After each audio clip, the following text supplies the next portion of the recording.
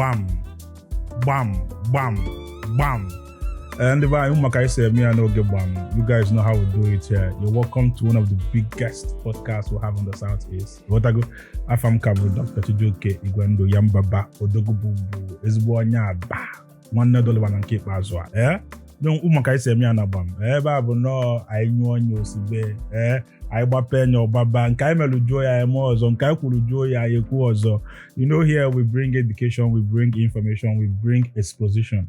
We bring so many things to your table. And tata onyanyi ne anobo odemado some of you we could have before. For the week Malian Iru for the week Unamamu. Manam Bibido.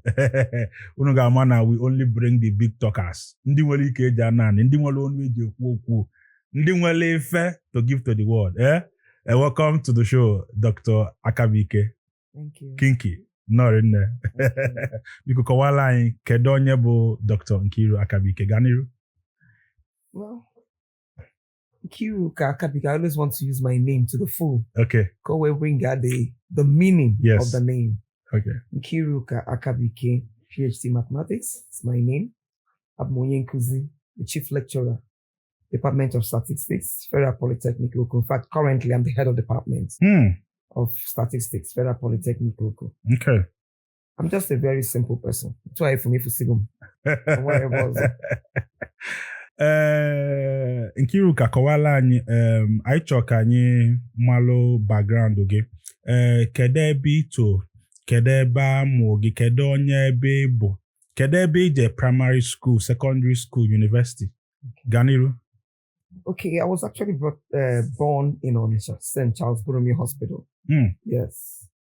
We lived in Onitsha, and at some point, my secondary school, my father was transferred to Sokoto. My father was a civil servant at Federal Government College. So we moved to Sokoto with him. And then I did my secondary school in Sokoto, Federal Government College, Sokoto. Okay. Went on to do my university, first degree, University of Sokoto too. Okay. Then I got married. I met my husband there. And then eventually came down here. I did my master's at Nnamdi Azikiwe University. My PhD there too. Ana like na mmadụ so n'Onitsha. Kedu side ebe unu bi n'Onitsha? We lived at several places. 6 Ozala Road, Onitsha, I remember. Okay. Then we went down to Bank Flat. Okay. Yes, beside the police station. Then that thing, yes, I think on Bank Flats kind of where. Okay. Back in the days. We also lived at Borromeo Hospital. One way, kind of building behind the Borromeo Hospital. Yes. Okay. We also lived there. You might go as we move houses, we move places. Get primary school Onitsha. Premier Primary School. Which is All Saints. All Saints. All Saints Primary School. Back in the day, that was the only primary school as far as we're concerned. Yeah, all of Naga Premier no Onitsha. Yes. Ego secondary school no Onitsha. No, it was in primary 6 Sky Move to Sokoto. Okay, somebody that been on Chabi Sokoto, do you know how to can you in Asun Hausa? Well, my problem we had then, I can communicate to an extent, man. Because Federal Government College, we are not allowed to speak vernacular, unfortunately. So, because it was a combination of people from different tribes. So, English was our lingua franca. So, it affected our ability to really learn the language. I never actually mixed up with the core community there. Okay. So, but I can communicate to an extent, yeah. Okay, because Munyemo so na Ugwa so anama like one day so said can you kwelu ndị ga na premier obele because anama like kwa irep kwa some of these people. Kedu ihe me premier that's All Saints primary school were this special. Kedu ihe me na ndị ọbụla ga premier si na the school bo because aga mo school na Oboli primary school Onitsha Ilan Town. Everyone can boy is a chima. I just debate in the premier one appear hands down. Can you hear me premier to Ebolo school teacher? Then we had very good teachers. Mrs. Ebuna, I still remember, Mr. Chukwuka, Uboli or something like. We had Mrs. Ekwerepu, Mrs. Menakaya. People like can still remember. We had very good teachers. I don't know something like that. Yes, because the principal or something. Actually, at that, most of the big heads had their children there. And if you those of these big heads in quotes, yes, whenever they have their children, they always want the best. Yes. So they always made sure good teachers were there, and then the quality of the children too, and were competition.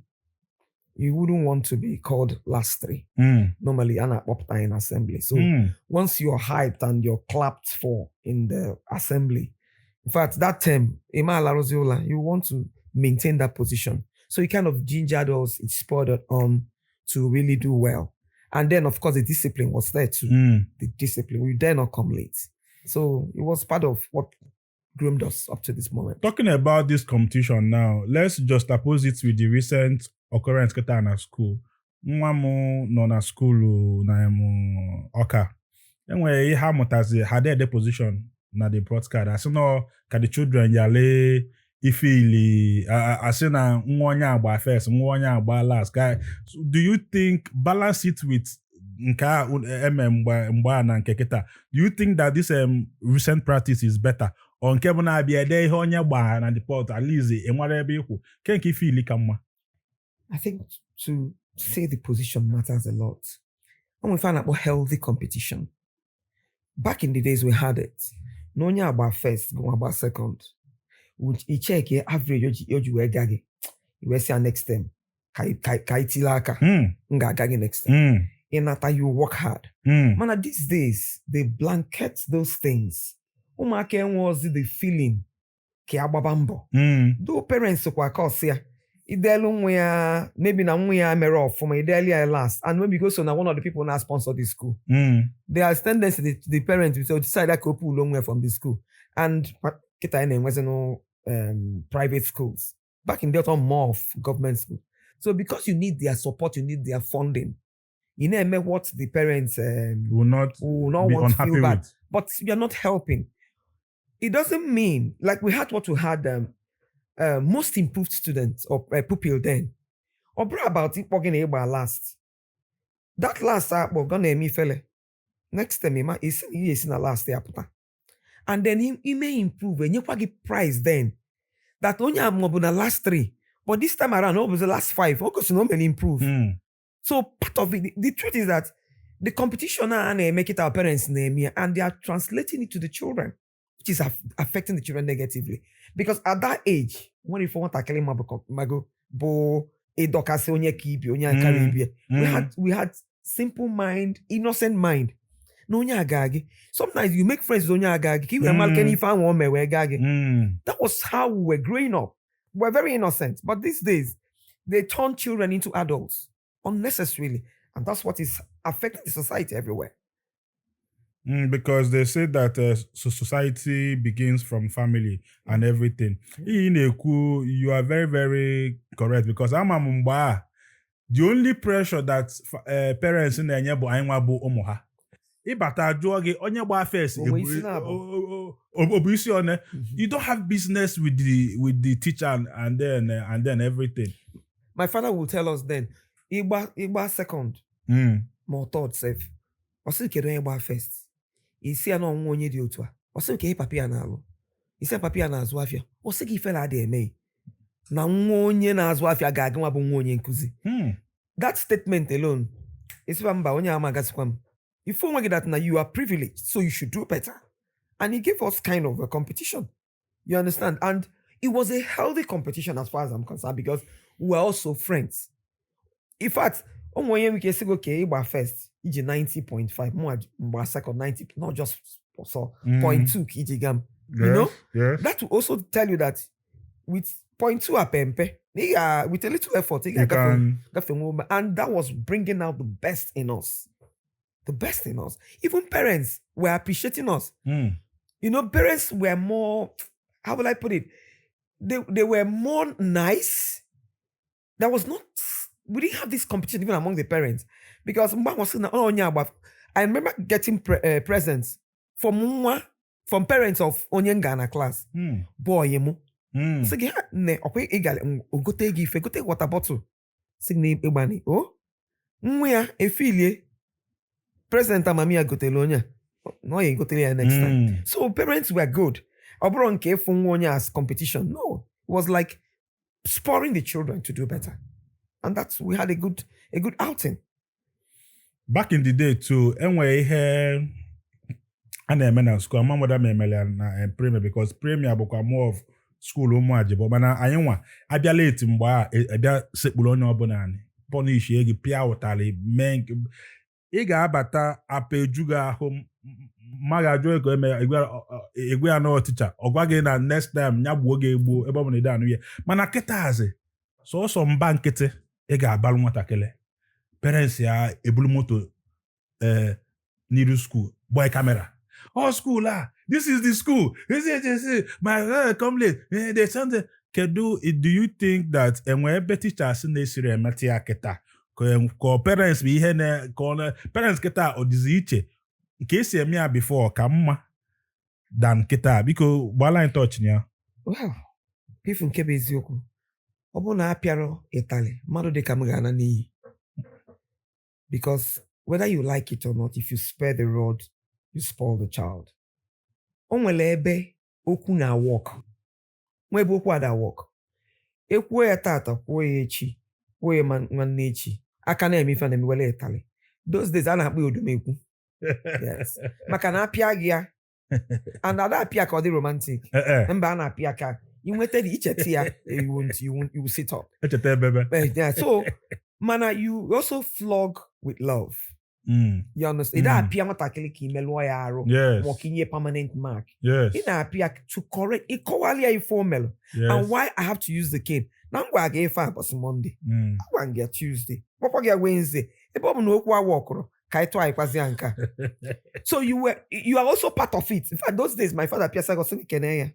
You say thanks sir for using his energy on you. Yes. So, but the truth is that if you look at society ID, parents are part of the problem, I will tell you.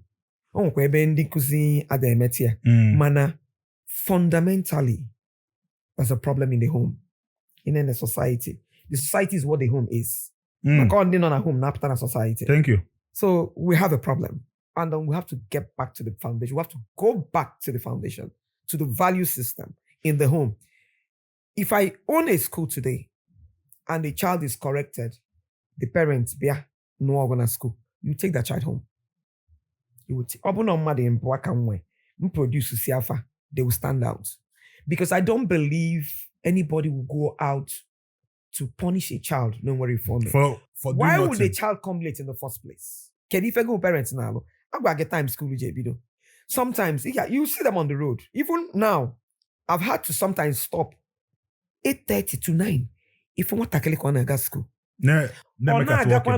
Like nothing is at stake. Yes. By that time, the first lessons are go. Yes. And usually the first lessons now either English or mathematics. Yes. Because all subjects are Kuzbe in the morning when the brain should be alert. Yes. Then the child misses here.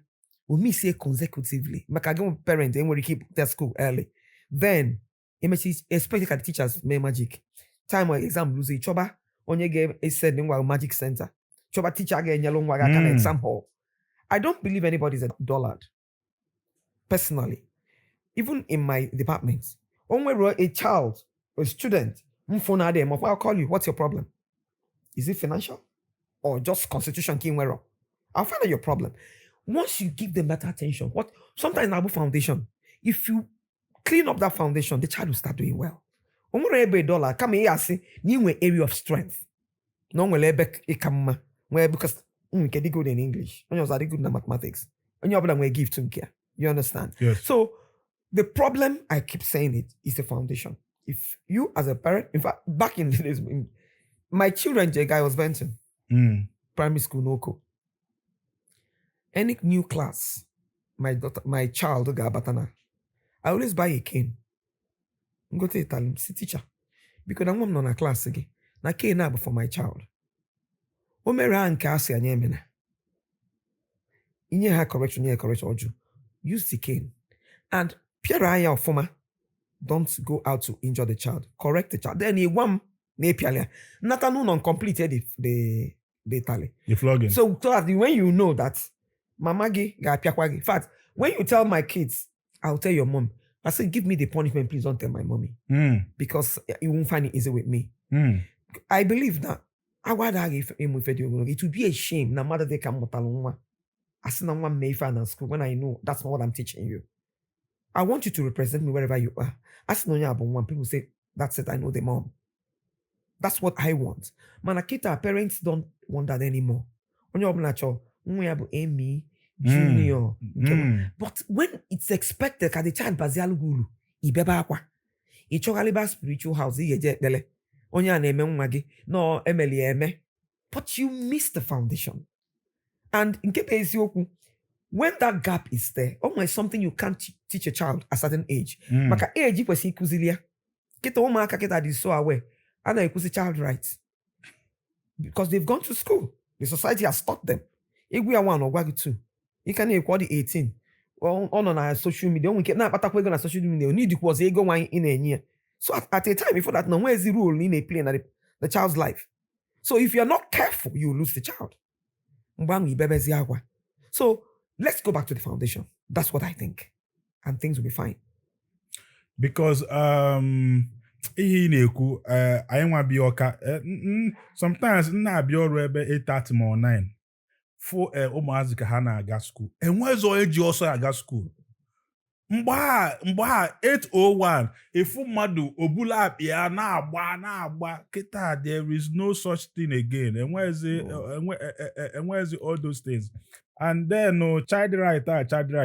Ke ihe ga-ekwu maka some people no abroad but no anogide he send their children home just to come and get that foundation here. Then nwekwa ndị na-atụ egwu ịzụ ụmụ ha outside the country, onwe ike Canada, anything, because anogom na airport one day, one family just land the rose ugbo ọchụnwa pịabịa the child agbakulu a police officer chekwa na ọka no UK police officer wee nyele aka wee so what do you have to say about those parents na-atụ ụjọ ịzụ nwa ha abroad ma ndị na-akpọta do you think is a good idea? Ganiru? Well, I don't blame any parent. More of one of the people say, only age in fact, that my first child, at some point, at 17, she got a scholarship. It just Dominica University to do medicine. It was a problem. Or Becca, well, I've taken the decision. UNN gave you the same admission, medicine. So yeah, I agree. So what about the scholarship? I've decided I will pay. You scholarship to save me money. And say, don't save me money. I'm interested in you being my child than you going down casting nobodo. The truth is that our culture and their culture are broken. Thank you. Abroad, you don't scold a child. You don't scold a child abroad. And if you know what the kids do, they are prone to depression. They can get a gun and shoot their parents anytime. Because now, and we're that bond. Manabai, Nwagibu, a reflection of the family name. You won't even want casting and wagging a me fedi otwa. Can one be far? I say 1 year, but or maybe afagi. So our culture teach and kefa. So when I see parents bringing down their kids, our own upbringing, I don't blame them, and I think it's worthwhile. But if you're going to do that, you must be sure of the hands that will take care of those children. Because I also believe that children should grow with their parents. Nobody will love your child more than you. And it's an assignment. And Oboralwana look at that. Break. All 24 hours job. And onye ga somebody be a stakeholder. That's what Jack no a parent called them. Is somewhere because in your one aunt or one uncle, that thing's on him. Malpa no borrow where. I know if I be maybe I say not because no borrow where. For example, you have a child. One may form MPI Italy on a bakwa. Somebody will say no piano also kind as well. But if you do it to another person's child, I say no, or if you're going to find them, no, you understand? So there are downsides to it. If you're going to bring your child home, You have to find a way. So maybe one of the parents needs to come. Or just keep push your to the school. School when kefagalo. Parents when eke lolo eke. On if a teacher game, when if a parent game. And so some of those jobs are not overlapped. If you overlap them on yensobo. It's not a crime. Iodine, a teacher may have biog. The school are trying. No melon tackle. You understand? So, but even though and him and Anna Piaquanita, I don't remember Melware anyway. But you don't flog with anger. So I need if you have anger issues, don't use the cane. You have to control whatever. Everything's about control. So bringing down kids to also learn our culture and our culture, Amaka. Our culture, Akuziligi, Nonya Papagi. You're supposed to take care of your parents. Abroad, they don't do that. Time with old people's home. And Ima, at some age, when the parents will get old, they were senile. Yes. It's sent there to people's home, people's home. Man, that is the time they actually want to be among the people they know, people they love, people who love them. But when you send there to old people's home, sometimes they feel no funny because of our it's part of it. Or even a reply. But that's what it's supposed to be. Taking care of them because they took care of you. I'm not one person who will take my parents to an old people's home. My mom actually died in my hands. And it gives me joy when I remember I took care of her till her last breath. So that's what gives me joy. Okay? I wouldn't old people's home. My mom, I won't go. No, I don't think it would be nice. So that's our culture. Mano, when you do things to your child, the right or maybe the child and where the commitment that at this age, now you took care of me at some point, it's now my turn to do the same. And of course, there are also blessings. Even though everyone will probably never Christian, but those of us who believe in Christianity believe in the word of God. That the blessings of parents are and matters a lot. So, culture ndo obodo iba, ona come as an adult. It will Igbo sense, we local sense, we jaya. Ema go no economic value ka na achọ ebe ahụ. Chuta the money natakwa ba anyị. We na-emekwa n'odogwu. Maka na ọ ba anyị ka odogwu dị. Ịkpatagodo ego n'obodo nwere onye chọrọ ịmụ. Ọ ịkpata ebe anyị na-eme mmọnwụ. O wee dị ka na-eme. Anyị na Dr. Kinky ka nọ. Anyị ji nwa wee na-alịpụta. Aka m ga-abafu ụlọ into parentage. No, ana m agbagodo ọkpa based on background ya. Kinky, as onye ga Federal Government College, that should be a boarding school. Yes, right? Yes. Okay. Ka anyị gba touch na boarding school and then what it is then and then what it is now. A boarding school, some people like they sent their children there to be taken care of and then can have some level of independence and everything. Then some people now say that their child can never be a border. You know, mmadụ ike pụta. Ọ bụrụ na na-emu ihe ọ chọzi bụ nwoke ibi ebi ihe na-amasịzi ya ma ọ bụ nwaanyị ibi ebi ihe na-amasịzi ya due to not all girls ma all boys. Ụmụ ihe a ọ ihe dịgasị mgbe nke unu ka ọ bụ ihe socha na life because life is a risk. You will not have it all. Ọ ihe dịgasị mgbe nke unu and then enwe ihe ịga boarding school mee na ndụ gị and would you also want your children or did your children also go to boarding school? Ganiru? Every child of mine went to boarding school. Okay. And Mama Puli and Mama one. I remember school run at secondary school. School run when I primary. At secondary, you'd go 10, 11. You don't know how to live alone. Because boarding school will teach you independence. It will teach you how to take care of your things. When my son by secondary school, the first term, normally you buy prospectus and you list. After the first term, he came back with only his empty box and himself. So when he came back, at least for the fact that you brought yourself home is something. Second term, we had to go back and of course, I get check your things. So we repeated the prospectus. And I called him. He said, Anna, we've replaced everything. I said, yes, mom. And say, okay. When you get back to school, if you don't see if you get you another. Because now they sure, so you find them and they are in your school.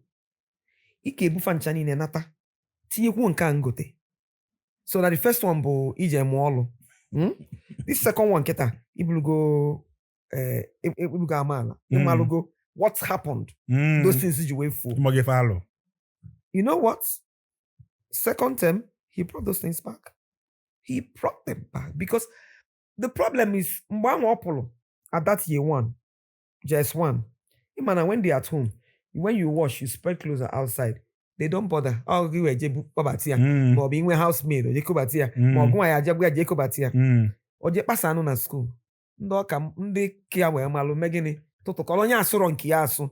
I didn't want money go to Westward. So when you are Soron Kiasu, for come higher punish you, Colgo call for laugh. You know, when I got from there.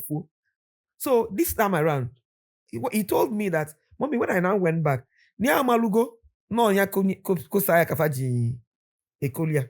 So yana Susia Kwanambere, Yana the Aqua and all. Now we're survival instinct.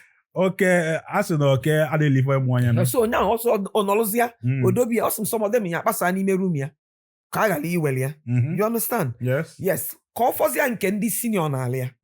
Which him and Ka Kaligi. You can now report to the school. Yes. And so senior bullied the child. And I'm on most schools don't support bullying. So boarding school will teach you how to get ready on time. It means no time go by. Makana time I gafe time refer to gafe. Yes. Next time is class. I go see again a class that the next time it all and again. Yes. It will teach you to take care of your things. It will teach you to also manage multitasking. Because time ML expect and all things equal same. You start punishment. So okay mesigi igana agwa akwụkwọ ofanya ga dị n'ebe pasala akwa because I didn't look your work amen.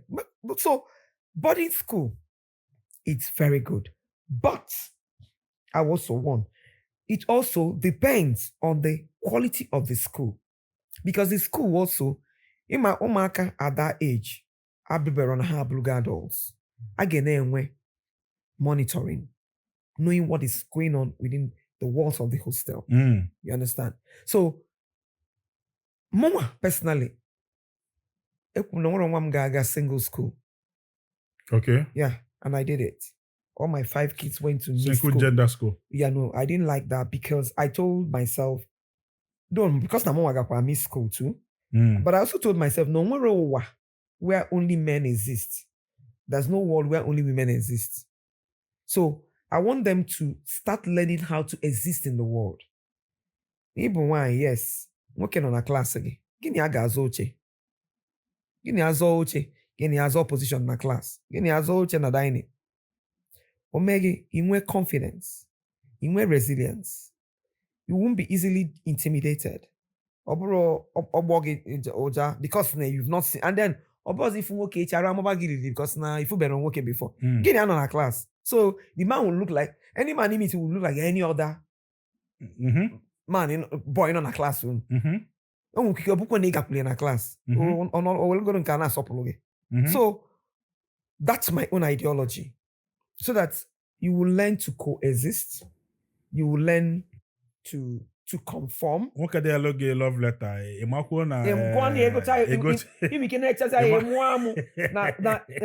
Sentence the wrong. Correct. Such thing exists. Yes.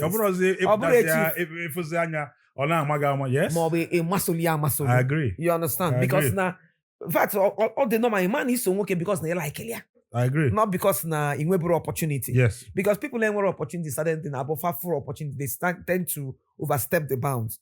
Or bro no na came if any na I can work by exceptions. And then work by exceptions. Yes. But majorly, you will be able to achieve certain things. That's my own ideology. Other parents may have a different ideology. My kids will go to boarding school and they did. And that's why they are confident. You can't intimidate them. They will respect you. But always intimidate, you know, You don't do that. You don't do that. Yeah.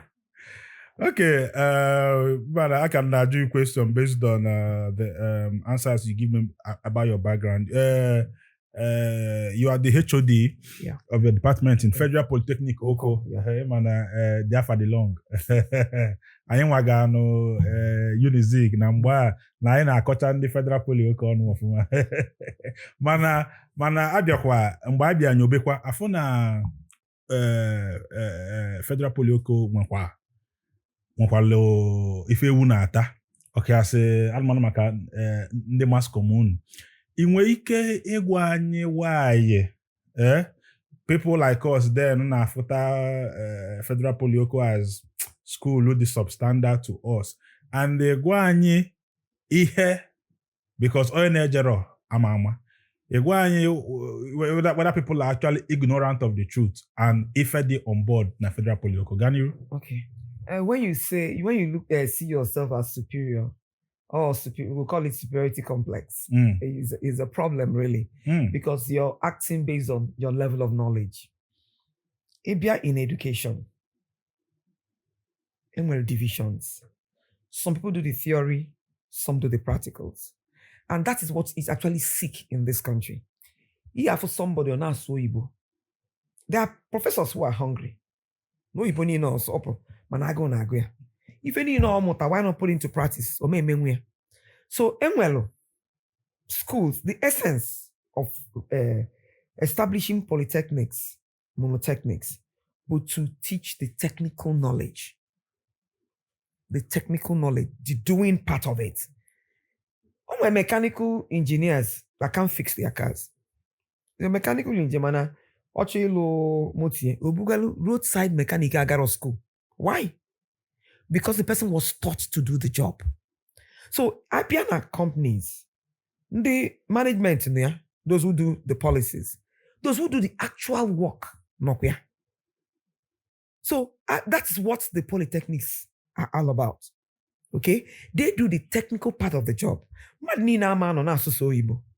And that's why if you come to our country now, we are consuming, we are not producing.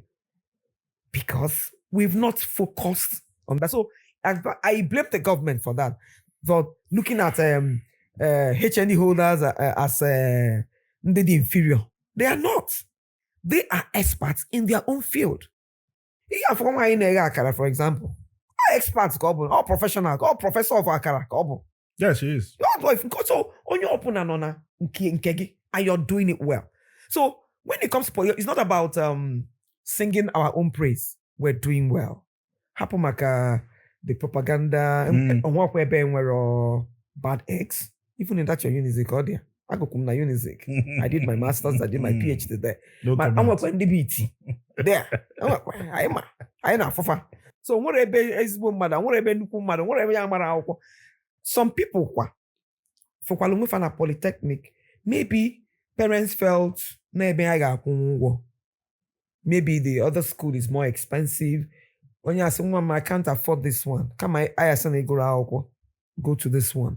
Okay? So if you get that the school is doing well, and the postgraduate program, students are there, doing well, representing us well.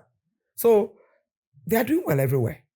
So it's not about being inferior, it's just that it can all work. So people do the theory, some do the practical. So they provide the manpower. We provide the map.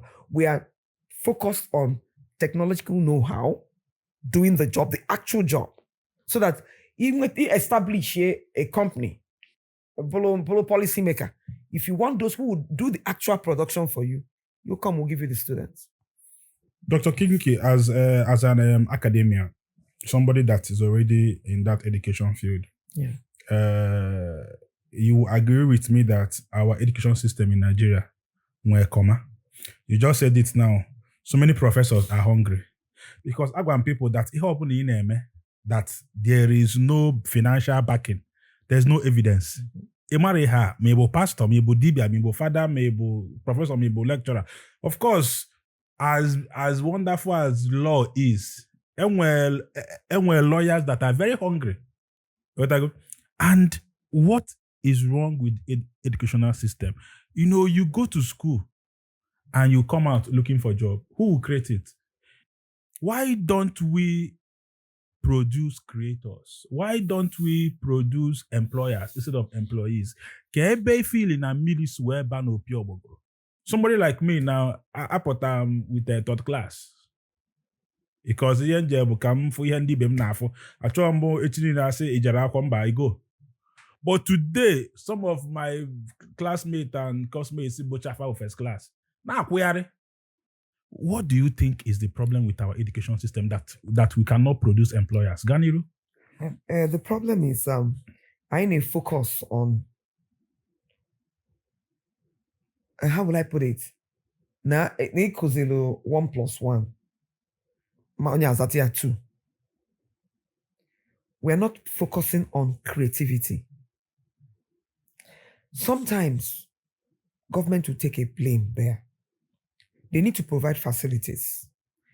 In a child, okay, take for example, I bake very well.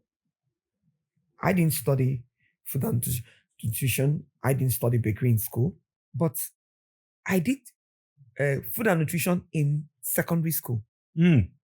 Just secondary school. Yes.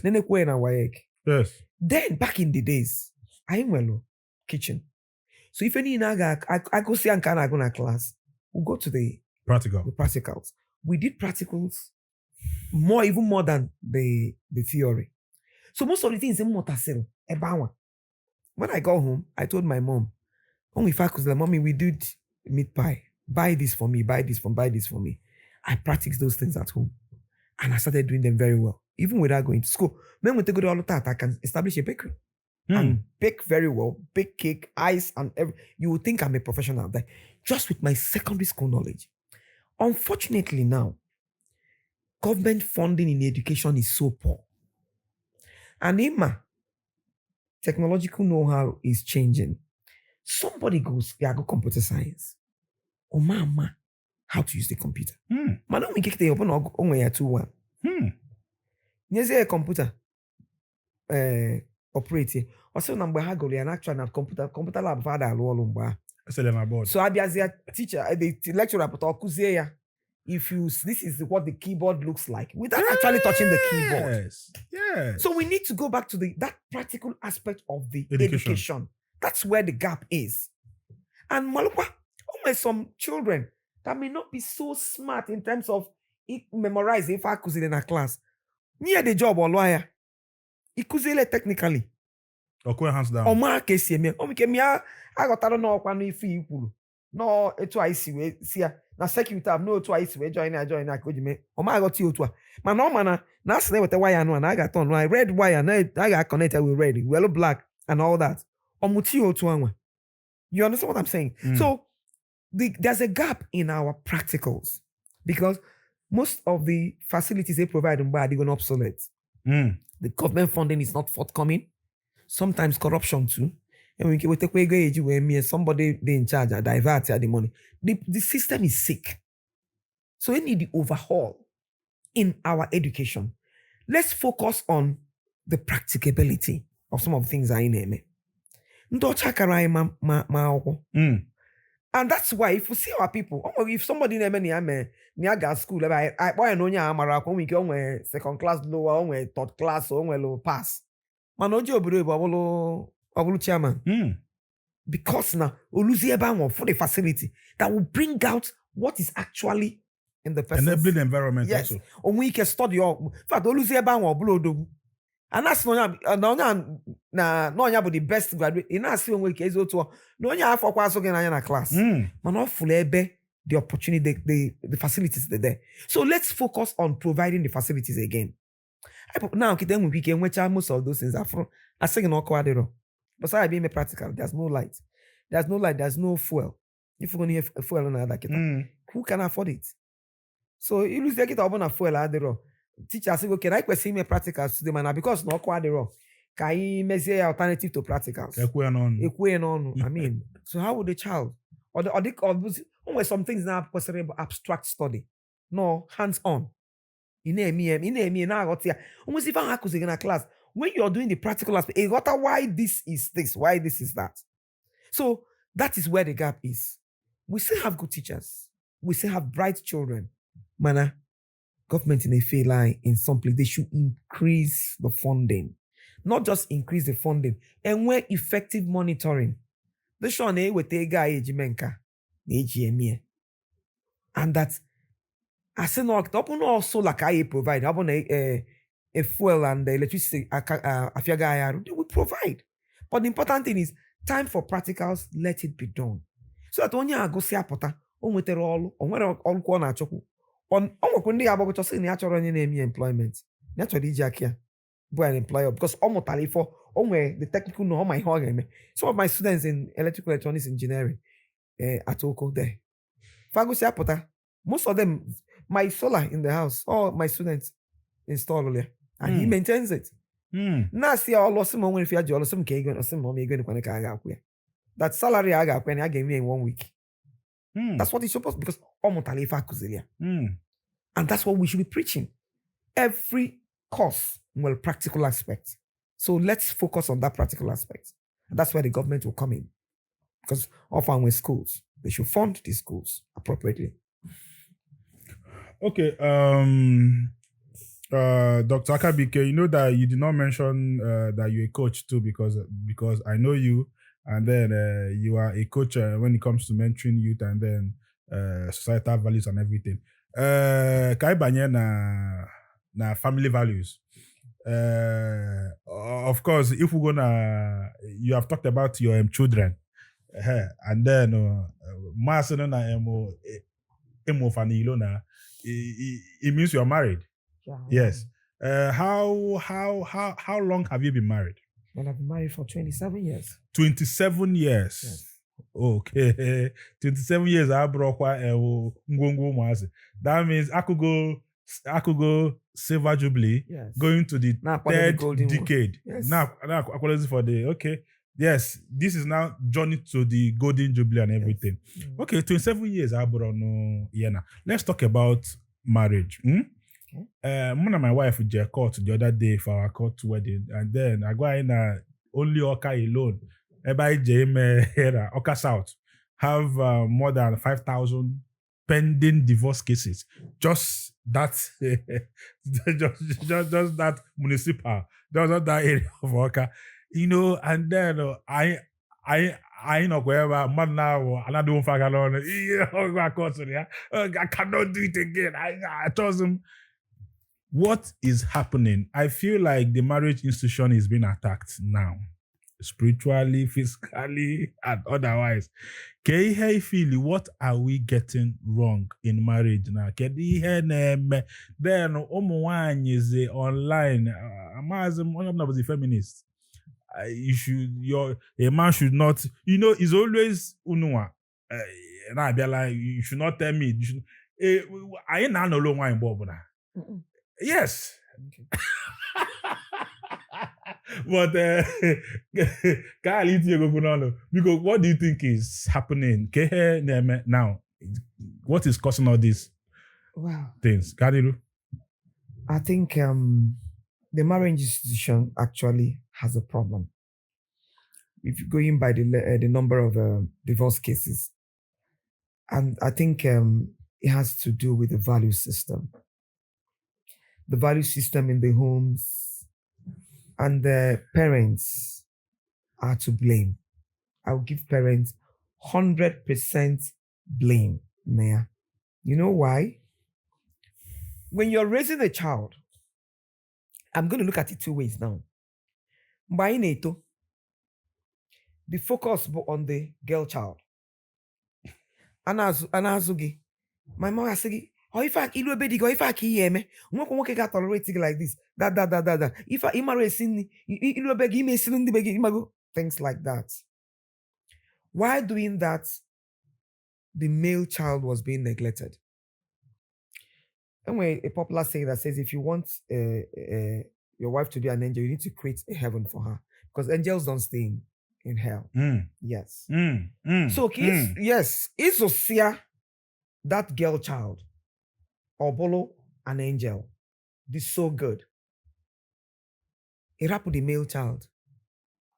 Obolo feke. Keko is where walk. Akabuike. Now, if peradventure they meet themselves, Anoba, you are aware that the society has so much emancipated the girl child now. Girl child, they are saying now, Niamwe rights, Kamuke. Value system and while training the children, or this yaka in Aguia, you challenge a certain institution. No. I've always said neke lolo eke. One you well all, working well all. Mana going for any negative for a certain age generation where this problem. Generation I am that problem. We are taught resilience. Now, bro, again, I digi kololo no toto. Does not mean I better number na ama ekenekwa. We can book 1 week. And the next week, you can go work go on. I realign I continue. Mana now, the society Akabuike the girl child. You can't. You are being abused. You no. If a man talks to this way, it's abusive. Shouldn't be in an abusive relationship. I haven't said a woman should be abused. You shouldn't. This relationship is violent. I'm not saying. I also fight against violence. Say no for me. So, on Akabuike no. Now, why not batego? Who can not batego? Why they are CEOs, bank managers, employers of labor. On Akabuike before I say no one can not batego. Why no. I'm going on a less job than the man. Man, I'm a major breadwinner. Kita women are even major breadwinners. Or just see when then in society, you mean you're the one providing for this man? We need to buy this rubbish. No. I can't have it. Organa social media, phone you call one story. Or see, you see what you see. So if I leave this man actually, or when you maybe you go phone one what am I even actually doing with him? Or I can take care of myself. If you go to those most of these divorce cases and listen to what's the problem, you won't see anything. Aside maybe where there's violence. Your mother went through worse things. So what am I trying to say? The value system in the home changed. We left our children's upbringing at the mercy of the maids. Some children grew alone. My brother-in-law is saying, because father the busy, mother the busy. You think you've provided food. You think you have done everything. No. Upbringing. My mother used to tell us that each and azura, asking azura, each and on any run. Upbringing alone. Because it not there. Malu what the child is doing. Malu some behaviors so develop go or mutala outside. Ena piacha. Onwe nko ya meta esi amba na nka onye kuzili gị nka gị na ya mụba ị napịa ya oputekwa ọzọ until ị na-akpakwa ya dịka etu esi akpakwa omeji ị na-guide ya until the child reach certain age onwe ike take decision mana ife ha dịrọ mma mgbe izu gị ọmalụ gị ya arụ mana ademe nke eme such a child banye in a home person will build a home well mana ka na-eme both the male and the female child should and must be trained alike. Because when a limit what a woman can take, a limit what a man can take. So that if you see working off former or not why you see other yani I may be I'm not about nothing no. Come here, o move. Obuno why no talon kisi other or saying, no, my father didn't treat my mother that way. Yes. Or move. So when we train the girl child, the boy child should also be trained. Call water that you cannot. Let me give you an example. There was a time I went to work and came back. My daughter seemed that the brother Tiliaife. The way I screamed. Even your man report on did you say he touched you? He beat you? Say, okay. Mom, my son, did you beat your sister? Or say, Mom, the question is, did you beat your sister? I say, yes, Mommy. So, Mom, you didn't even ask me what it is. I don't want to know what she did. You don't raise your hand against a woman. That's what I'm teaching you. Mpiasi go dey Italian come for beating your sister. He felt so bad. I know. My son is one gentle or that sobo. Man, I needed to pass a message. You don't raise your hand against a woman. So, Munia said, Mrs. My daughter say, can you feel me? I was in a room. But I had to handle her too. Why? Well, because now the choke kids were just make a chap way. See, man, won't come. On my level, a challenge and go sing coach blue. You see, teachers give you report was say next time you get make a tamasu yogo again. I will deal with you. Miss Anna went to my son because who will take care? Boy and na say one land. Where's here? On any day, but kita. If your daddy, as no need me fair, how will you feel? So, mommy, I'll feel very bad. And say, good. And say, I'm training you that when you marry tomorrow, you won't raise your hand against your wife. And say, because your sister can be your wife. Can be position of your wife. Say, if you want to way. Say, because he know why. Why I got pasugiwe? It is simply because not pasugiwe ife. And say, you don't. And say, I'm teaching you people not to fight. You don't. Again, when misunderstanding, but you must find a way around it and resolve it. What's the moment I did sorry that it will never happen again? And it never happened again. And there's no fighting in my house because fighting is a no-no for me. You must have a way of idia. You report to me. Oh, more I right it's in your body. Was the right. So that way now they are adults. You understand? So at that tender age, upon every day, you know, 1 year why and war with Tife. Oh no, I'm not for anything wrong in beating the wife. So what am I trying to say? That training the girl child is as important as also training the boy child. So that when you open a malona and value system, now by as a man, I question me responsible. As a woman, I question me responsible. And as a woman, also quite a bolo, Nampu CEO. Bolo the regional manager and Kewa, your duty is to provide food in the home. So that Opona, Eman is now making you not to, you find a way around it. We have technology now. Opona is in the park and a freezer. So that once you come in, that 15-20 minutes, I will find your food. That doesn't mean that a man cannot help the wife. If any neighbor understand him, man, or brother, just like it's one, no matter how much I'm earning tomorrow. I always demand for food, money for food for my husband. Now why could you chairman? Now we care what man I will make they are double. Yes. You understand? Man, I can always. And now I'm no responsibility to provide. Also, I'm hey, a joke on that and we make a new quaggy. Or bossing care. It just said, but you won't provide food in the home. I'm not saying that working we can only fall name. Man, I want to see you working hard. Need the lazy, no, DJ. Now a man that is also struggling to put food on the table. But come when is lazy, intellectually lazy, physically lazy, or cross or leg. Now when you get with it, you with it on aba. So when you open a malo, and when can galo, when can malo, then you can also overlap the work. Ni batakita for that na. And and there's food. You can still want food, keep food. It will not make you less than a man. No, it won't. More than put out to maybe my husband may travel when you need it, no. Maybe generator, maybe or something. Me I'm born attack with ego when I'm walking. It doesn't make sense. I can do that. Can I say Anna? Wait travel now. Jen maybe queen and I'll look one here. You ain't not getting your kiri.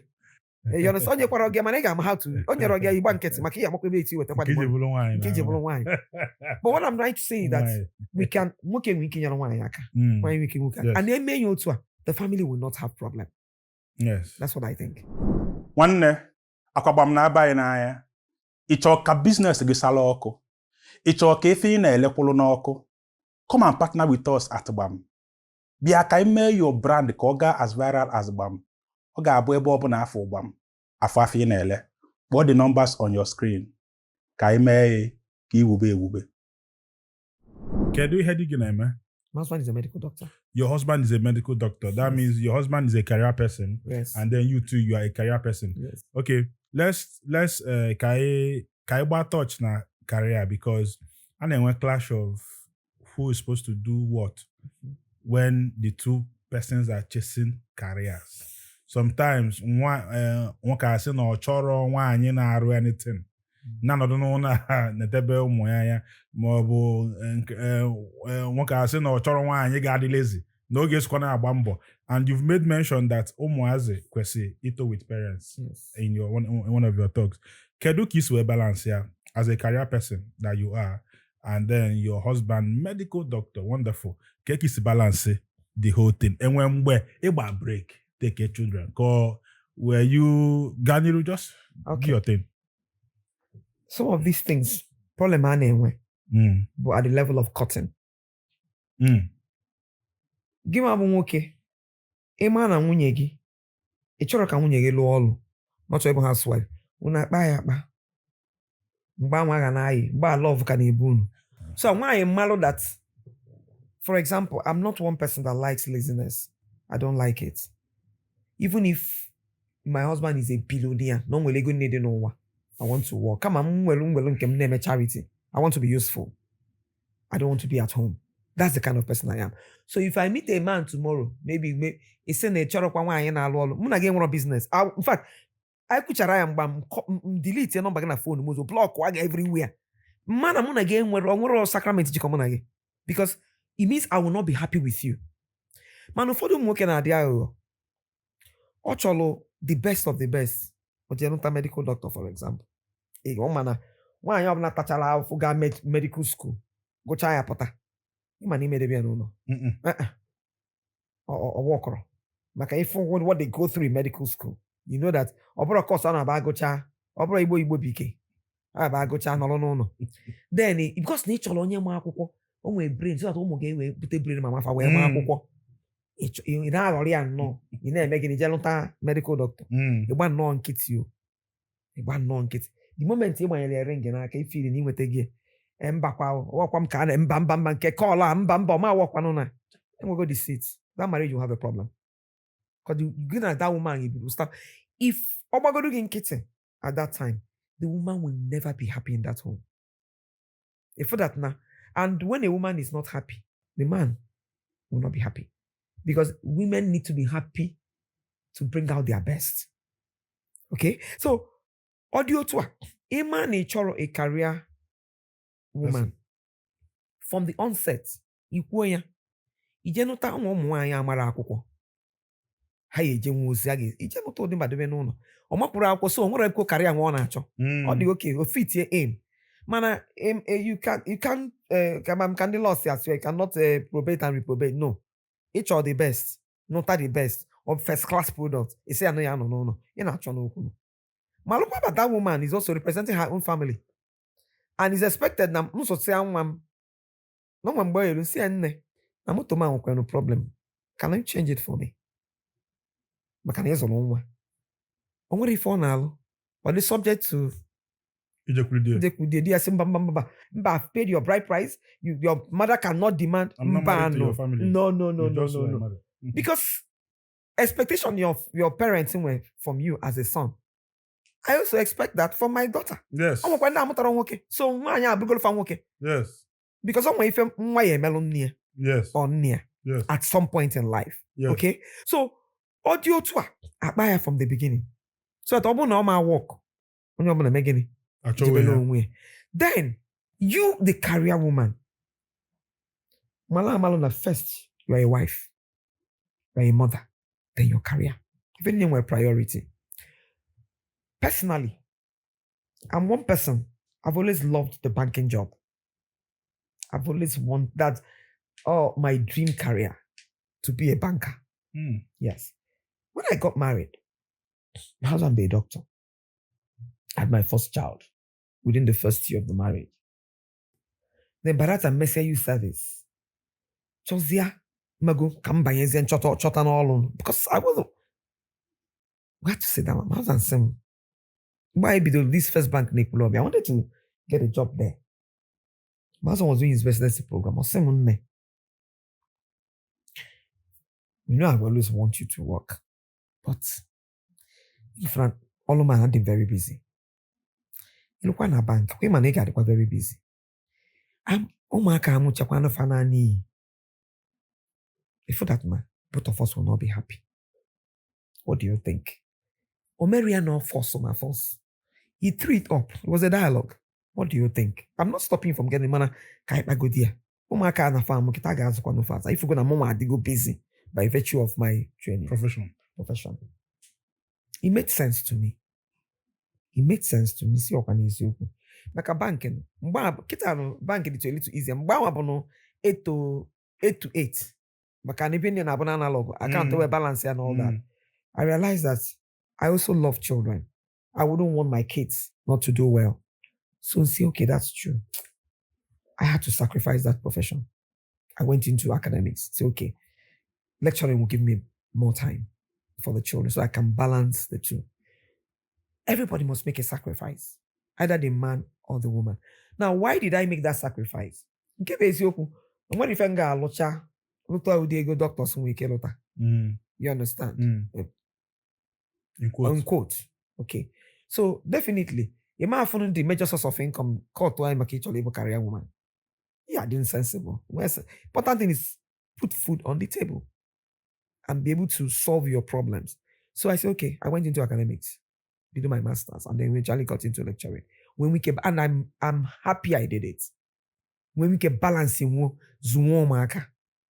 you understand? So most times because more I just school run, nata, me so for my assignment and all that.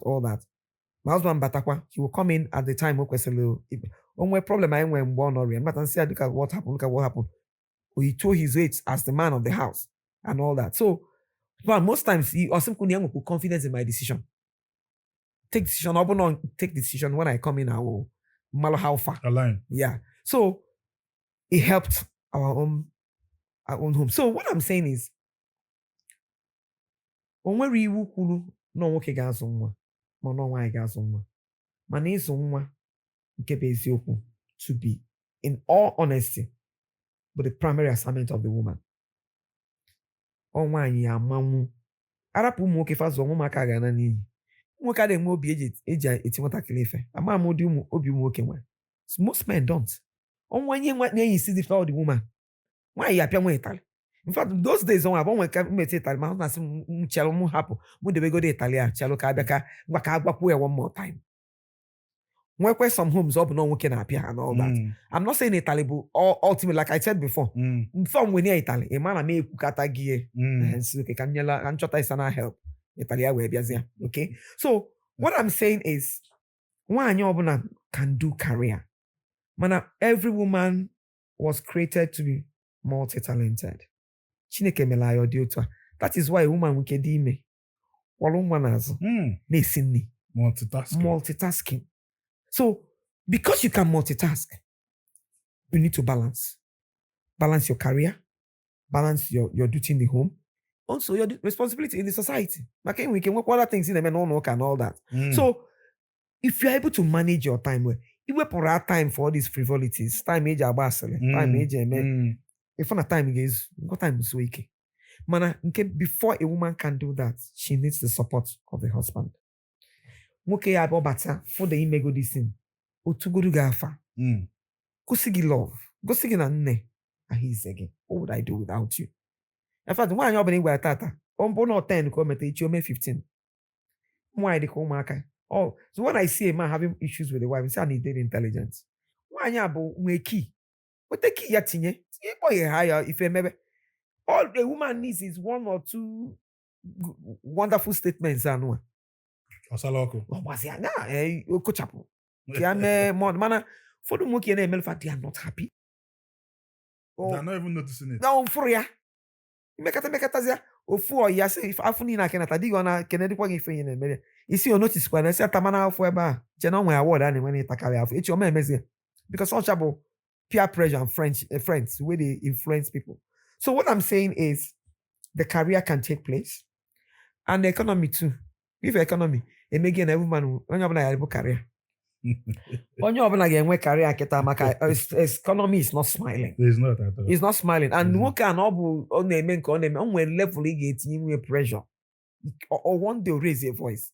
Because we at that particular time, a gathering. Negi Adriana, but does not mean I'm alien. Yes. Moto maybe I get a mechanic. Yes. So Negi Adriana, but does or Musi moto maybe. Ego ya then. So when we can bang, it says here or raise your voice. It's not work abusive. Because all under pressure at that time.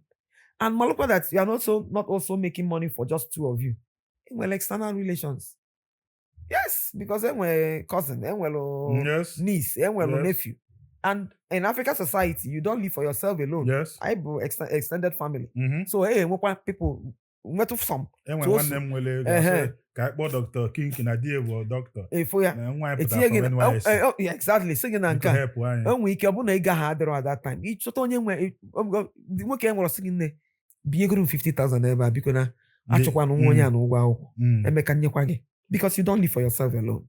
Okay, you marry you too. It is selfish. And you can't be the only odogu in your family.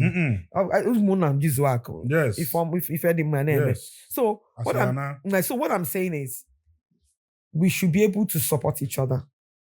I don't see any sense. Okay, so I'm not a career woman. I have a cousin.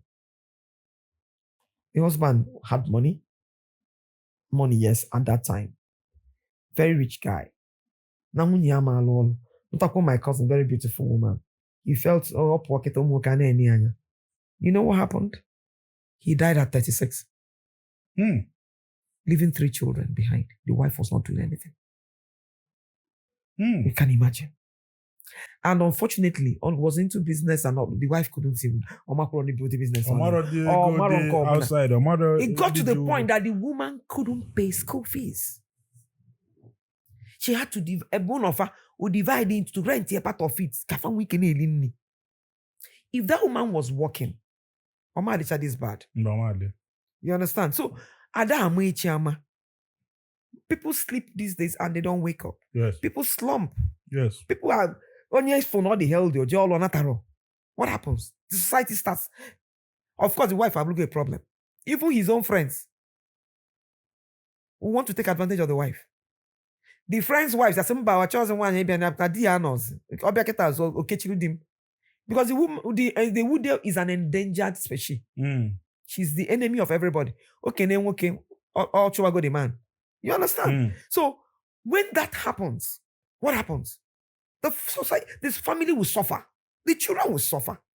Or probably now they're lucky when one day I say, okay, one day man or can take up responsibility. Everywhere can. So I always that's where my mind always goes. When you say what if you slump now and die? God forbid. Reality check. What will happen? Go far to the end. So let's be reasonable. I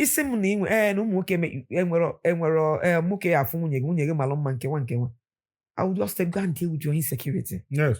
Deal with your insecurity. You may catch driver on what are you saying? That man got on Yes. So it's about insecurity. Go and deal with it. Your wife is not your problem. Yeah, more than one, you know. Why no more respect you? You understand? Yes. Respect you. You don't go being scandalous and all that. Yes. You mad at now. You are not living for yourself alone. This is your reality. You're married to this person, and well expectations as a married woman. Yes. Of you. You want your children to respect. Yes. So it's about on your so that this issue of your wife wouldn't work. No. I don't like it personally, and it's sort of nothing why I say no career. It's sort of you are hearing it from Dr. Kinky. She's a coach and a woman and a mother. Makomo gas na father multitasking. Now, Dr. Kinky, why open us another multitasking? She's just man on our at least let's establish that. Of course, it is a natural instinct in a woman. Because I know that a man may focus on one thing. Man, I want to give so many things. Our mothers did it flawlessly. Okay, Dr. Kinky, you mentioned that you married a medical doctor, or you are married to a medical doctor. Kedu, how is the experience like? And we're going to say medical doctors, so how will you cope? They're always busy. They can call him at 12 a.m. and then when emergency or bolobiaba. Then depart that medical doctors are also hotcakes too. Because all of us here, at least I did 10 ever now. 9 as I have medical doctors. Man, some of us ended up being native doctors and conductors. And so how is it marrying medical doctor with their busy schedule? How does Makande Choi Monday na hope then why medical doctors jabo hot cakes both in marriage and na nwam choi boy head otu Ganiru? Well, I think maybe it has to do with the profession. I think they are classified among the first class professions by virtue of their job. That is one. Mani-based mad does not depend on profession. Mechanic-based mad, medical doctor, it depends on who you are. Professional side. Profession go to maka finance. Nature ga go do onyebo before a doctor. That is one. Then when it comes to the profession, they are busy people, no doubt. Unless when you're married for them, they're usually very busy, particularly when you're not into private practice. Or not just when you're government, when you can maybe 9 to 4 kind of job. So again, what's it called? But so had the busy, no doubt. That is why I also said when you're actually a medical doctor, must be busy. If they're not busy, see because in a that will serve you tea in bed. Breakfast in bed. Sorry. Fantasy. Oh my God, but the day you know see no, but say you get out in the way emergency in the hospital. If you get that day. Hi. What he's in the hospital. Imagine mechanic you go get out in patient ya nwo. Wrong gone and forgotten. So it means you got busy. You must be in capable. In fact, personally, I had to learn to drive when I married my husband. Because now, but some of when we can wedding, I men can magolumba child for you can me and my wife, my wife. Love it. But say I acquired child not that day. I made a that time we're living inside the hospital. Then we emergency. I was in the capita, I go to patient. I was in Noctana theater. That occasion I was again. Hi.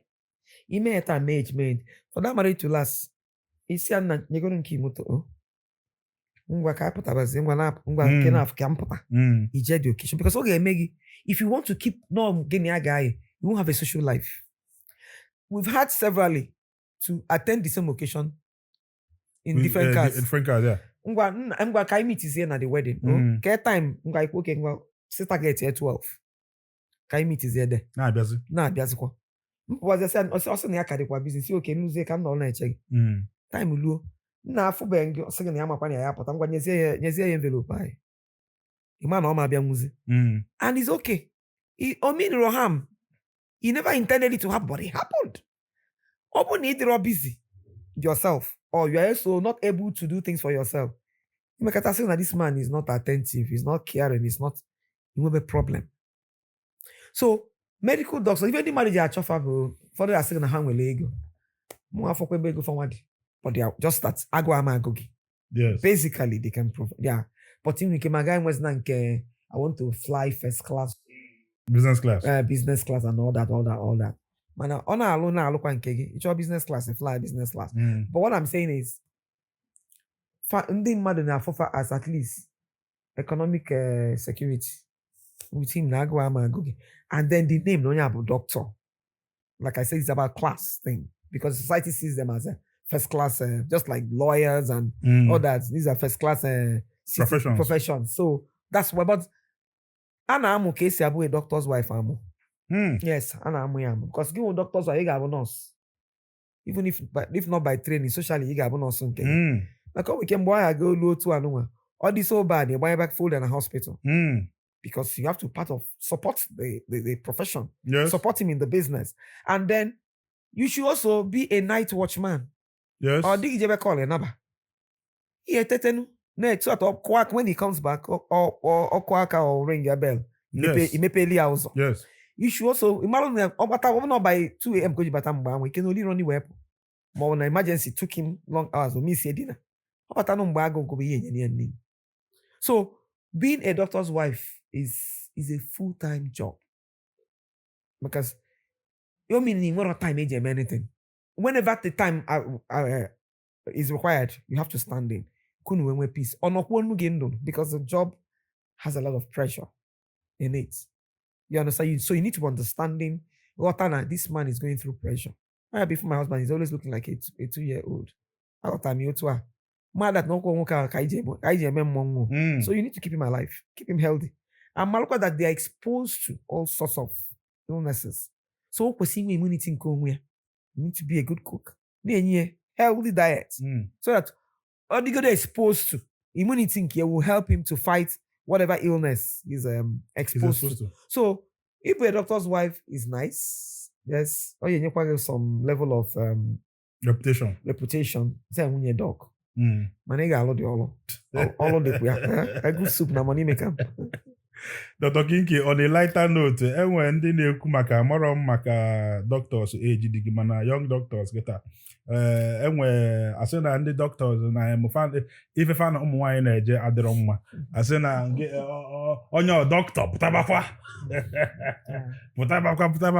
enwe ike asị nwunye doc enwe ike ịgbala touch na ode ife or they could just normal talk. Well, like I told you before, everything depends on the human being. Okay, why people see them as something is so vulnerable because of they are exposed, because of their exposure.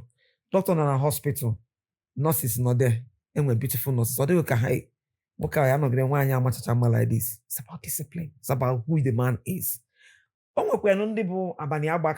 Doctors. Yes. You understand? So it's about the person. Yes. Oh, man, I can tell you, some of those bad names they give them, they are not like that. I can tell you for free. It's just that they are exposed to such things. Because now, I say, okay, okay, on no call, doctor no call, nurse no call. Or but I say, no, if I it's about the mind of the people. It's about onye confidence in himself. I know when they the negative minded. When you about put on a main road, kita no. If somebody can say, oh, bro, you're to me. Oh, long time in hog where on the best one because no hog.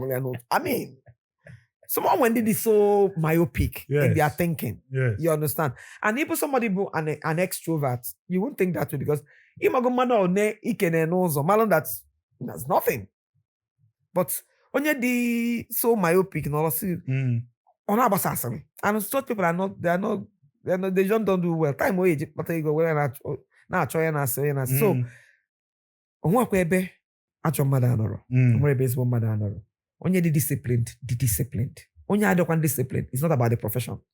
Add one discipline. Man, because of their exposure, that's why people tend to. But when you come close to them, Mazwan will tell you, Mazwan is a gynecologist. Mazwan will tell you that the ugliest woman is a naked woman. Now, mama packaged. So, because now he's a gynecologist. I said, I'm not. Oh, I mean, no, not him too much for that. And it's about the maturity of the person. It does not mean them I'm not saying, but it's about the person. Mechanic. Appear so dirty. Man, I got fair. Overtaken in all of that. So it's about the nature, not the profession. Let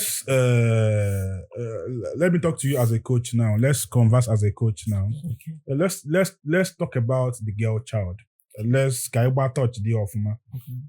Basically, as a Moabo societal commentator, and where something about the girl child that I think that Unuwadi older can actually talk to them about.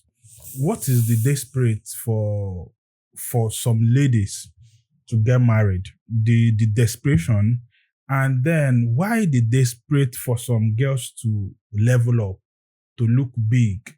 You know, you will hardly see as an age walker where ritual. Bello Obi Wonke or Bello private party. But you see young girls, you see bodies lying as soon as when two girls so jelaba. Even a married woman. I had the story. Okay. So what do you think that the girl child is getting wrong? What do you think that the girl child should be getting right? Why must a girl marry?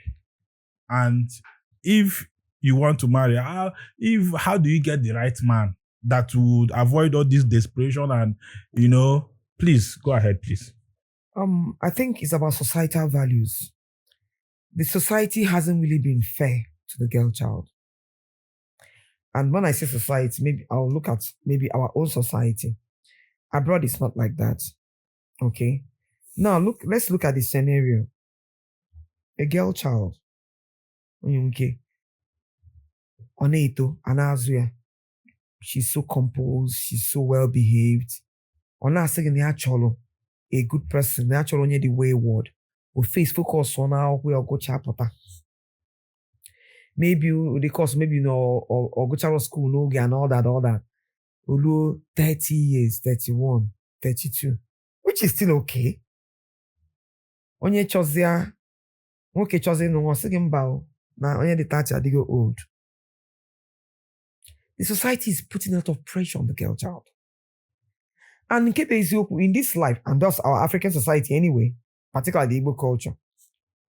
I say na one capacity as well. I say no why not does I say as I look at onyemolo, I say onyena no. That's our adage. It's not a good one on the girl child. Because omezie ya, onwezike, ofazi onwe no go 35. Or say no na agaga. Or the back, like you said, or the person are desperate. I say no, maybe even some mothers. Nagano. Say kedi fimi no wonya no ndo obogano. Bible me kwala kai gota no obro mani nega no di. You understand? Mana nwoke na achokwa nwan ha ga no. Yes. But the girls are there. You see okay no nya alugo 30 years, 32 mban why you why won't you marry somebody again about? What is wrong with that? So you know ni actually nwa 21 years ndị ụmụazị and all that. Society would spoil the girl child. So same society will expect so much from the girl child. So all that pressure and on the girl child, they made the child or the baby desperate, maybe things ordinary or me. When the child, if only know abroad, the society doesn't care. Me no wrong. In fact, there were so many people well placed who are not even married in outside our own culture. And it's okay. But so because of our culture, and we see a lot of expectations from the girl child. And that's what informs some actions on them. Time and all that. Technology make go there. You can even have kids at 40, 45. When age man, you can freeze your eggs. That's the technology now. You can freeze your eggs. So that for academic productive. Open up 45, 40, 50 k person can because the eggs are still fresh. Open up freezing the eggs are 21. The eggs are 21 years old. That's why if you go abroad now, you see people 48, 50 now. That technology is there. I'm not trying to say people should not get married at the appropriate time. But what I'm saying is, when the person you also need to also be doing things for yourself. Be at the right place at the right time. And then don't be too money conscious. Our society. Only open a chozelo at not just the girl child, even at 21, what I can blue moto kaleli na wonder kid again corner on what I pay for now. Yes. Man on anya moto on a me fego.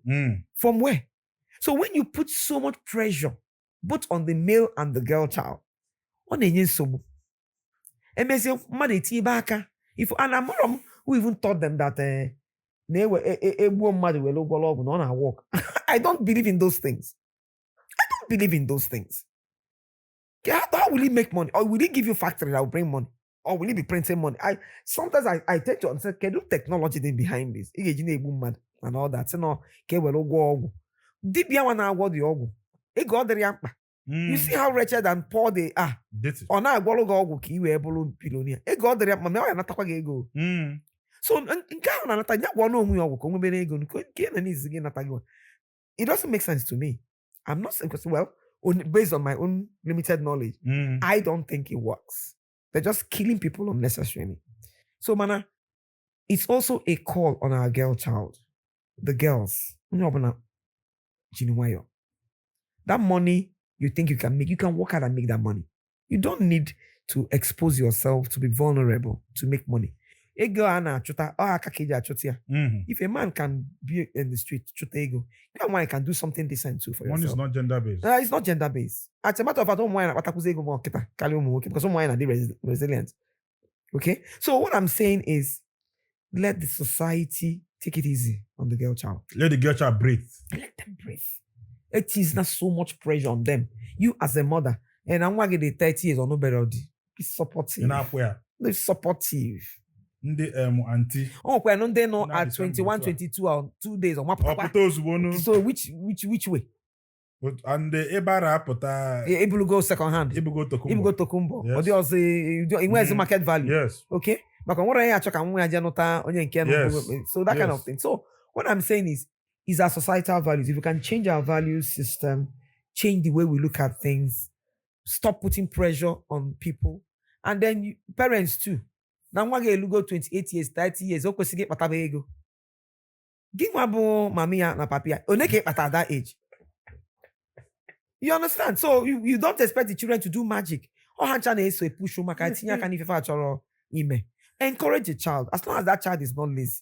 Ego enwero time oji abi late. When you not ego na nwa, when you not na middle age, when you not na mgbede. So when important thing is be doing something, just be doing something at the appropriate time. God will bless you. My father nwere lock na that na onwu before we buru mmadụ because if ajụjụ nke ajụ ya ma ọ jụọ m ka ihe nna arụ ajụjụ nke ajụ ya ga-adị ego n'anya because ebe anyị jụọ nwatakịrị onye a na-eme ihe ọrụ ọgbọ gị echize ya dadị Dangote ọrụ ọgbọ gị ụtarị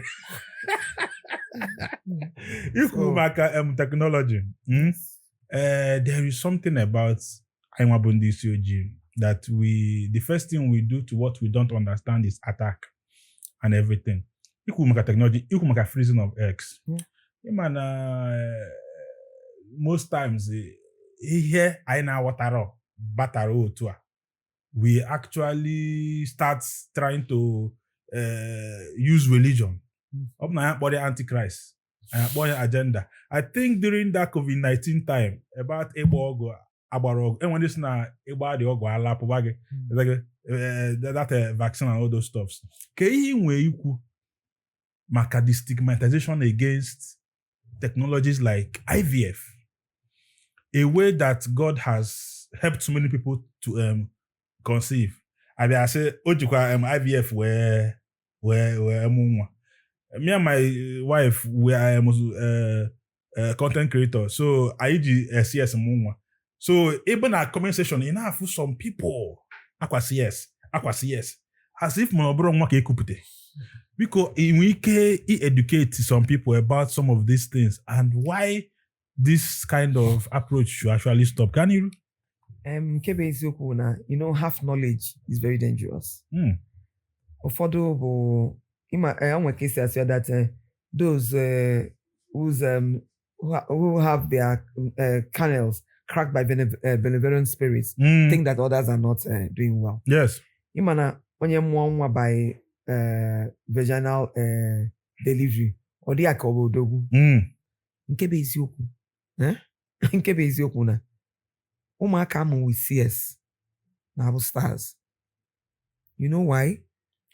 Vaginal delivery na some level of pressure on the brain, on the head, as the child is coming out. You understand? And the head is still soft. It's soft and bama. Some people who difficult delivery, they don't develop well. Father are they normal because of maybe the level of pressure. That's why the gynecologist will tell you, come eating, subject a child to that. Do electives. Or following I say electives in natural pain of any type. Time lura 9 months, no mature go. Yes. Just get the child. Yes. No pressure. The brain is 100%. The only thing I say, let the surgery be done in by good hands. Yes. And with good aftercare. Yes. You understand? Most times, such children are very intelligent because Yes. the brain can be perfect. Intact. And without any pressure on the brain and all that. So, like I said, in the Bible, they work within the level of their knowledge. Maro, Yes. with my level of exposure and what I know about CS, you can't see me talking about that. Ụfọdụ bụ ka o megbute nwunye edie. Ike then we go some jealous, then we go some unhealthy competition. Maybe nwunye edie nwere some, maybe nyanwa abịago ebu ụzọ nụta nwunye edie, nyanwa amụta nyanwa, o buru ụzọ mụọ nwa, nwunye edie amụbero. Jealousy about ya.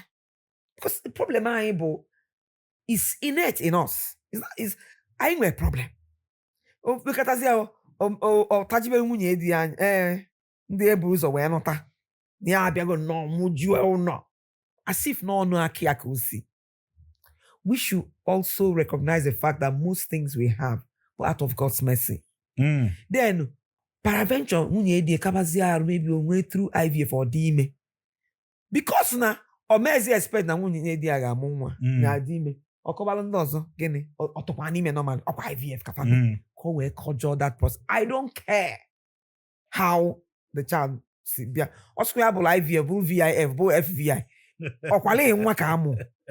You understand? Yes. It's about tajianya. Yes. Then almost normally.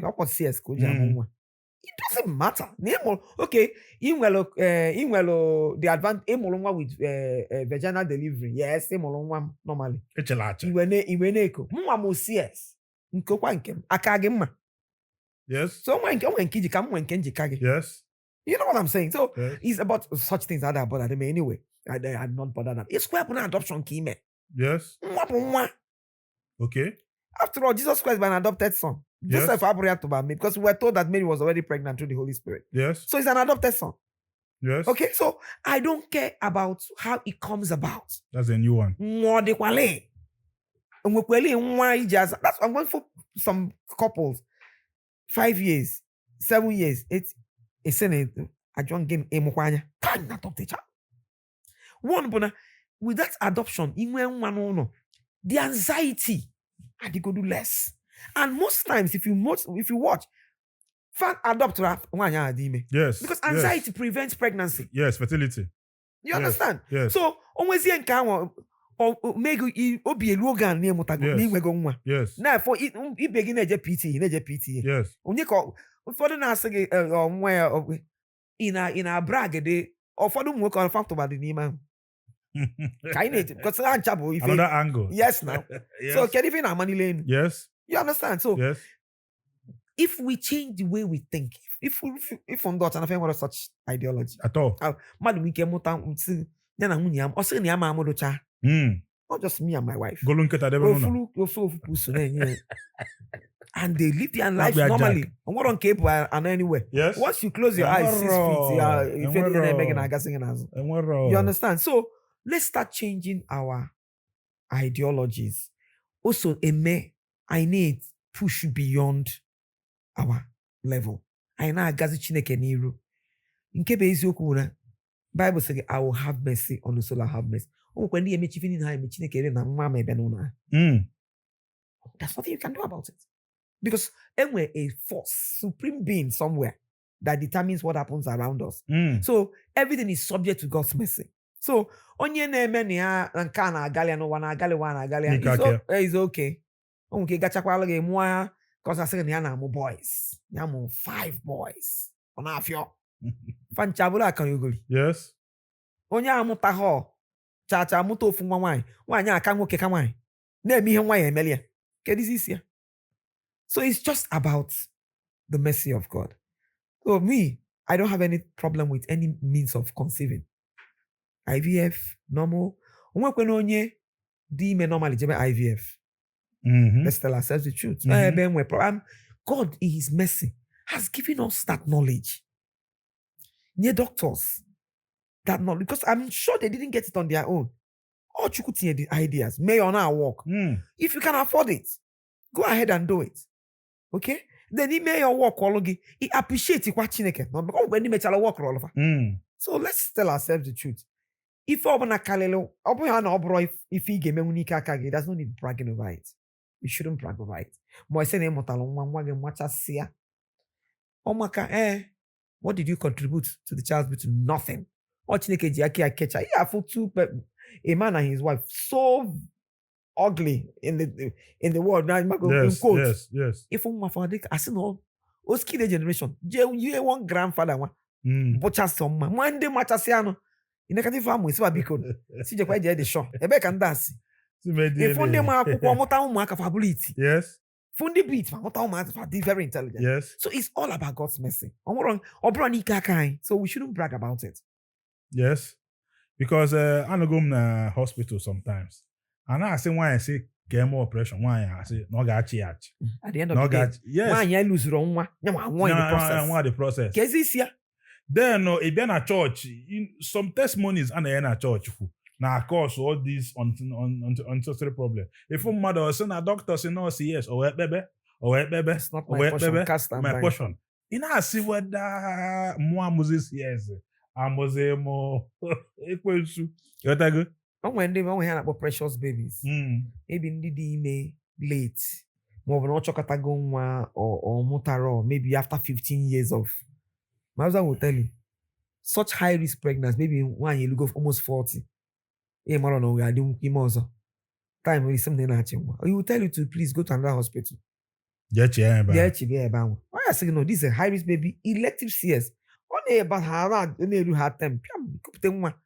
You did go to Kawa because I'm not on this short, did you on Kawa for so man, like I said, in a quindi name if I want down a balance in a class. I think that because and another thing is when they go to antenatal, I think they are also taught the right thing.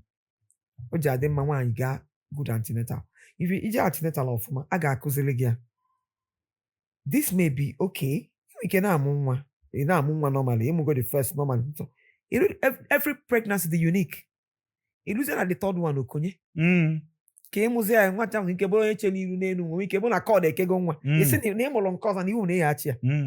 want to lose the baby. You lose the baby. Yes. So you should. That's why I always tell people go to a good hospital, be in good hands, and the doctor's decision should always be respected. Now, those days my husband will tell the doctor, because ethically, of course, in a hospital, he will tell you, look, okay, yes, Osage, you are the doctor here. You take the best decision. So, my man can have a doctor become no, he will give the power to the doctor. So when we came in Anoria, at that time, maybe or not in labor, maybe not at that time, the doctor would see this woman as your patient. Don't see her as my wife. This is your patient. Take the best decision for this. And knowing what I know too. Or when he made the too long, I sing him about, can we intervene? You understand? Once you go singing, no, you are almost time. Don't worry, you need your intervention. Because more actual that pressure, knowing because of the knowledge I have. Now, to okay me, we can affect also the intelligence of the child. I say no. Actually, I'm about Isiaki. What that I intervene and get the child. And important thing that I want my baby alive. For 9 months. So what you mean is that you give the doctor the decision to make. My son, you want to know at that time, Malo, what to do and how to do it at that time. Important thing is be in good hands. This one the doctor my name. It's not the unethical. The husband, no. Diggy. No. Why is that? That's I think it's against the profession. Because he gets sentiments. If he take decision, he may take a decision. I have my own doctor. When I get sick, I go to my doctor. But don't you know when he fed the area, he will not call being a colleague. Yes. This is what I think. This is what they discuss it as colleagues. Yes. But at the end of the day, that doctor takes a decision. Okay. And we're some group of people in the society now that is actually getting larger in number, and then they are having a voice of their own, because some of them feel that they become what they become because of circumstances. I'm talking about single mothers. Okay. So some people are of the opinion is of no he could tell onwegi. Then some people are simba. Then we hear me had you where do to. You go. Then for single mothers, asesiana, on your wadu amadu. I have to fend for myself. They share their difficulties, they want to be helped. And they are even now saying that why are people not counting them as women? Onye choi no why or say no choro single mother or choro nkewa. Can we talk about single mothers a little bit? Gani? Okay. Like I said, it's still our society. Or still, because abroad, it's not like that. It's still our society. That stigma. Now let's go back. What led to the name single mother? Why are not Or what are mango? Two people agreed to do something. But because now somebody is a higher risk bearer. Makopo no working na adipime we single fathers. But by virtue of now two people agree. Two adults, two consenting adults. It resulted in something. Well, I'm not going to because I believe that every time for everything. Okay, that's me. Okay. Then maybe by virtue of why they get involved. Then on your beginning, I shy away from responsibility. Do you blame the woman? They are two consenting adults. And they are supposedly in love. Whether or love or lust or whatever. You understand? Then, I would rather, okay, so I say, okay, I don't want to marry you. Let me take care of my child. Baby mama. You understand? Like I said, the society is not fair on the girl child. Now, anybody can bring money. People pay school fees for Nifa Amaro. People give money for food for Nifa Amaro. So they're telling me now, Okwane Wetego is rubbish. Anybody can bring money.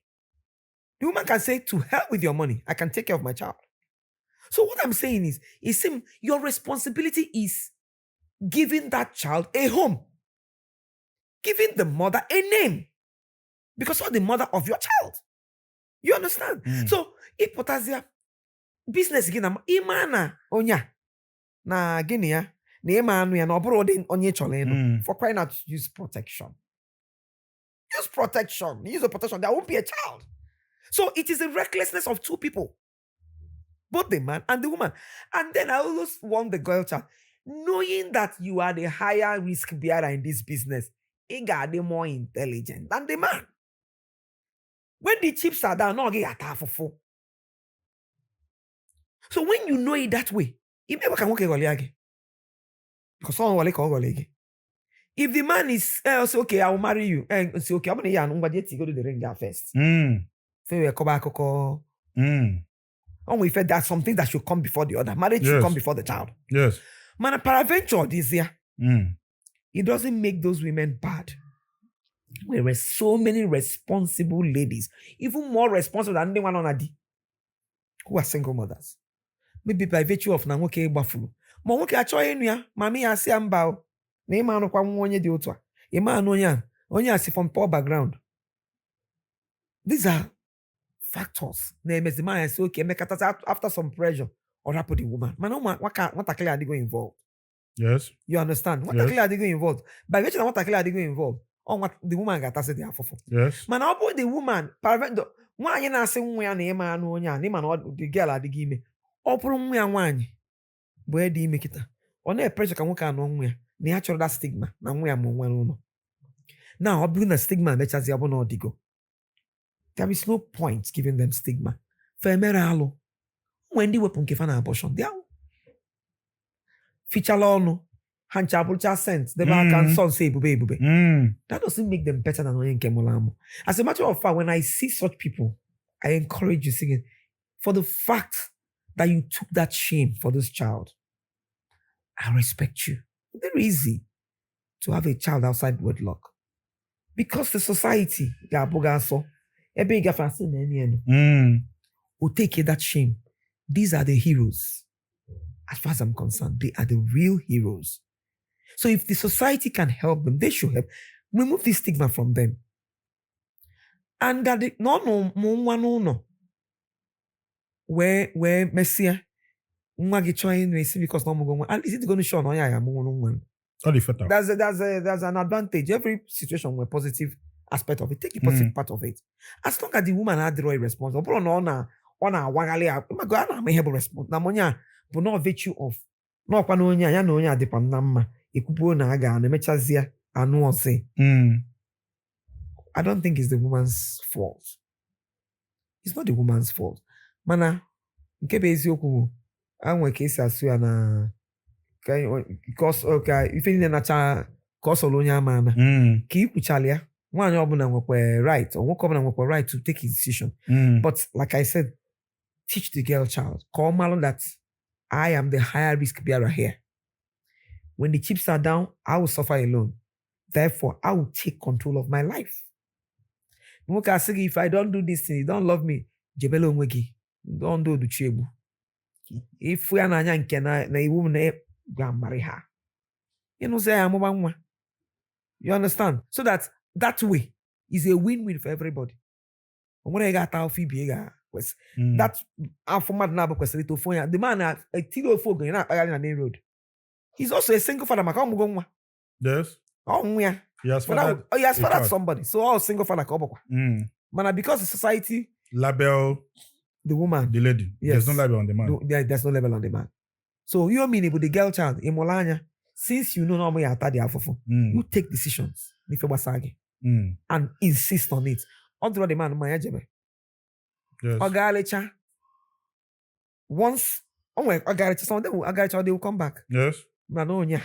Yes. Because you know what you want. Yes. And you stand by it. Yes. Take control of your life. Yes. Don't give the control of your life to somebody else. Yes. You might watching my life, the key. Not possible.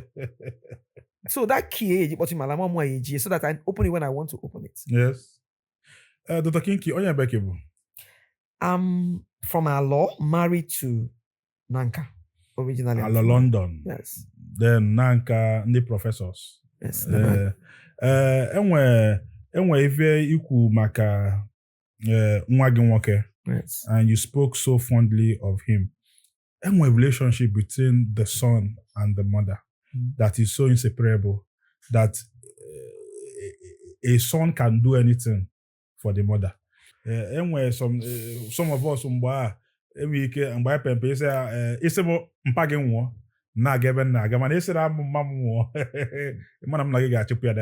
that thing. Then Anambra, it now transcends into marriage. As an Anambra, Bonde mama anyị sị, mommy mo say, due to this bond. And they watch it now. This is your son now that is very fondly of you. And then tomorrow now, he wants to actually listen to you and everything. Then on the other side, some of them are not comfortable with it. Say they now term such men mommy's boy. No, let's ask my mom. Bobna, I want you to say something about it and then balance it as a marriage coach. What do you have to say about that? Is this something that the guys are not doing well? Or is this something that are not doing well? Please go ahead. Wisdom is knowing when to stop. Everything with boundary. Okay? When you nurture a child or a son, talking about no more now saying a woman. In a nurture a son, nature no gabudi mad. Right? Onwebe boundary mujerebe as the mom.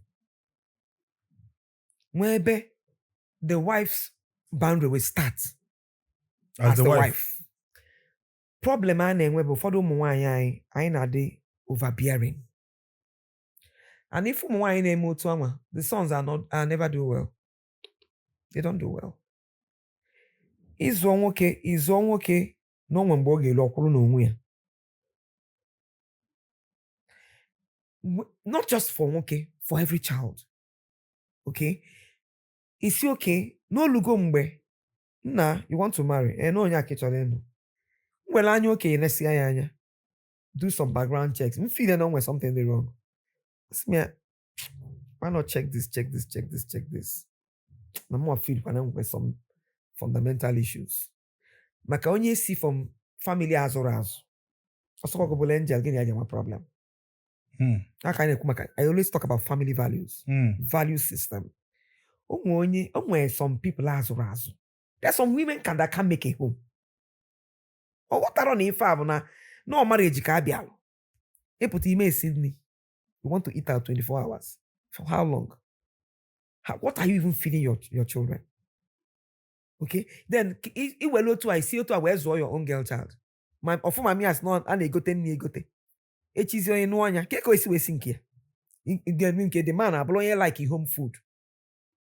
Like this, my son make now. Not like home food. Not like now the real home food. Or down a silly spaghetti and do it. Or real home food. I said no. I did my nails. I can't. How can that sort of person be it? Or my fault now. Only matter business around him. Because you cannot do what to make him happy. It's just saying, no, I can't be doing this when we have a problem. They start looking outside. So, every parent, more okay, more why. In our zone, at some point when we see a an adult, go into the world. Mana, that's just one man's child. You'll be appraising. Oh my God, I didn't teach you that. Onye no. Because it can when we experience. So being overbearing, let me ask my mom, it depends on the nature. But furthermore, will you be there forever? You won't be there forever.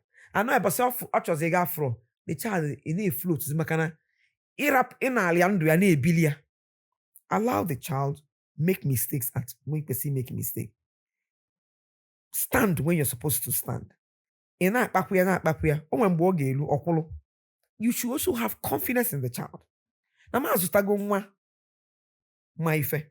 Like now, I'm not with him, not a major service. Money or no. No. He's taking his decisions now. Because I'm more believe that na akusigolungi ife gelu mgbe taking decision on your own. Likewise in marriage. Like no for my son does not mean no ga anota nwanyi ya dekam. Or the one you like it, but the man no. Or the one you the one you didn't like it. The one you got bon like it. I know you like him, we can muna abro food them mad. Masia because na muna onya abro food them mad. No, imagine you got tin your bag the family. And when you break their home, you will also not be happy. And what is from is having a broken home doesn't make you a good mother. So is one wag is why. And if you tell the child, Nanka do to anka, or may insist, equal actually see okay. Makwana go take this decision. You need to support the child. So that echi onwe ko see you see this one, you got not where you took this decision. Upon key new advice, okay, but me email to a walker, see to a walker. And you should be a mother. Wine, the wife becomes your daughter too. Venice okubo. Munye nwam ka munye nwam. No. More than about your house, I'll go your daughter. Okay, so in about the woman. No. If treat your own daughter, I don't think there's a problem. Even closer to their mother-in-law than their mothers. I agree. Because of it too. Handle. So and the I don't see any woman battling a place. A go see a love nabati of man that will not want to do well. Of your laro. Unless it's when they been with external influence, of which now once you call our attention to that external influence, okay, sit quite up. Finish a bokubo when you treat you have to create a gap, a gap. A sunyanka on ka munye nwam ka nwam. Wine very sensitive. Oh, Pagona, one fum as we be alabia. But I open now one not a wine, for example, kita. See, Anne. Okwa was Okwa gonna chisena. You are the new madam of the house. You will look you no see I'm one eh. Maybe say no lie, no.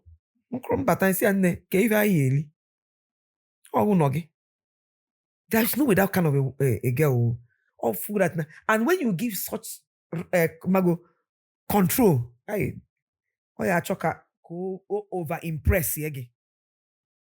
You understand? Because now irapolia.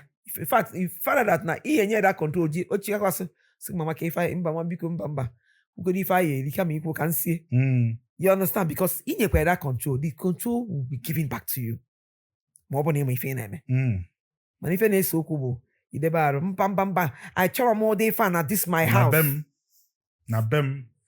I mean, it doesn't work that way. If that girl will not see you as a mother. Yes. And Marco that offrog as a mother, now wage the emotionally attached to the child, to the girl. Yeah. So no way, if for me, yeah. In a man only because emotional attachment is DJ. Yes. It's a different relationship. Yes. Dalorin Dr. Kiruka Akabuike. Let's not exhaust you. I know can I kiss you on a line about that. I am a mistake. It was a second game on a line. And some of you we can check out no source on there like I know where. And one day, yeah. I know all strata of people. The gonde one day kukwa how water. So ngwane and then some of us know that this area of Nigeria, I where some sublime women, just like you've seen now. I where the concrete. I where mwale factor. Mano makana aida bokani iru so ode mmadu Kinky kwese onogudekwa. I am picturing because some of our children now, eku melono, mana ano ya ano mente. Siku godi, mase ano na. Dr. Kinky, enwe ha neme na program a na but take your time. Okay. Onwe ike obona enwe AI na ajuro gi icho batu aka. Mo icho ikwu maka ya. Ma obu na enwe shout out. Ma obu ndị iche ikene. Onwekwo ndị ịchọ ịkpọli akpọli ebe agbam gaa niri kpọli ya then enwekwa nke ikwu before ịchọkwa emphasize on ọ bụrụ advice ọ bụrụ ndụmọdụ ihe ọbụla it is your time take your time ọ bụrụ onwe such thing anything ọbụla ịchọ gaa niri go ahead that's your camp. Okay, let me touch the family values again, the family system. Okay. Because why I always emphasize on it, because onya body the background of the society. Family dimma, society dimma. Our marriages are failing, and it's unfortunate, very unfortunate, because all these children from broken homes may not also make their own homes, because ima izonwa bo responsibility of nwoke na nwanyị. Nwoke nwanyị ga-eme, nwoke ga-eme. Nwatakịrị azụlụ nwoke nụ ya, nwanyị nụ ya, they always turn out well. Because papa ga-eme nke o ji bụrụ papa, mama eme nke o ji bụrụ mama. Mana abịazịa ada sọ nwoke azụọ ma ọsọ nwanyị azụọ. The child enwe only one directional knowledge. Ụmụ ife nwoke ga-eme ma nwanyị ama emenwu. Nwoke nwanyị ga-eme nwoke ama emenwu. Ọ fịala arụ on rare cases ka ị ga-afụ nwoke nwe ike mekwa ka nwanyị mekwa ka nwoke. On fana dị very rare. So if you go back to the societal values that our children, they need to see marriage as a serious business. Si amabazenia na oboga anubago kije no. First of all, if na marriage, Bruno that this one will work. Marriage aga no mabasa. Let it be the resolve of the man and the resolve of the woman. Then do this thing. People don't go out to marry their enemies. I want to marry. No. That thing that brought you two together, don't let it to die. Opuna. Maybe when you were cutting. Every morning. He send the earlier poem. You understand? He may send the poem. You are the problem. You have the problem. Makomwike, the girl I see, for the fact that he sends me poem. No poem I koji maki love again. But see how far the poem so where they go. But believe me that on your boss here. Mobugima, in a pet name for your wife or your friend. When I in that where baby. On that bon kenwa. Then no tazia. Ikpobazia munkiru can so where then. Make kpọrọ m Nkiru ka because na okay but that's the sound of that baby be ife na-agasa m isi. Yeah, but because if I keep saying it, obeli ife ka eji enweta mmadụ. If o nwere human being siri ike. Kpata onye ala dị na nwere onye na-adaba anya na ya. Yes. O nwere something, there's a key. Chọta the key. O nwere ike kịta nọ ịkpasu onye a iwe, kpasucha iwe. Ọ bụ nnọọ isi baby ọ maka ihe a. That baby kpọrọ isi nya. Ima no na ife ani we mi wi je meku ya. Iwe say. Ima na ife akonya na aso, we aso le. Onye obana nwe ife onara like as a human being. And no ife ya be ime mu, e ekwem di. Ima no like ime na me. Don't be testing the waters. Marriage abure ba na me trial and error. Bro, so yeah. So, if you mean na ife na nwunye mada like kwa nata late. No one on a way. If peradventure something is coming up that will make you come late, phone call. Hey, the back can not be able to. Because I may be a little late. I say the case when it's and because no way I'll just come me. You understand? By virtue of that, one you get respect. It will make you less than a man. Then on left in one. There are some kind of friends you must drop.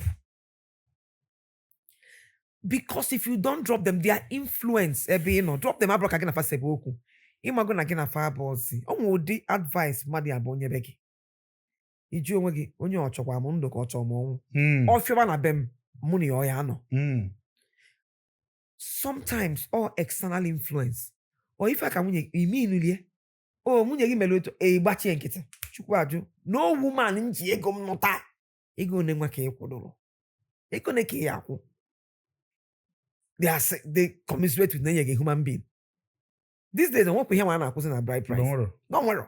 Parents will tell you, just live happily with my daughter. We can only 20 naira more, 200 naira. Just say, come with covenant from the money with the say well on doors.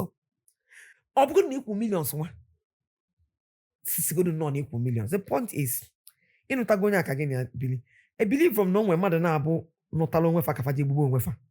Or along the line, they start losing it, and it starts with a dot, like kerosene or drop. Rap your name again. Sorry, doesn't make you less than a man.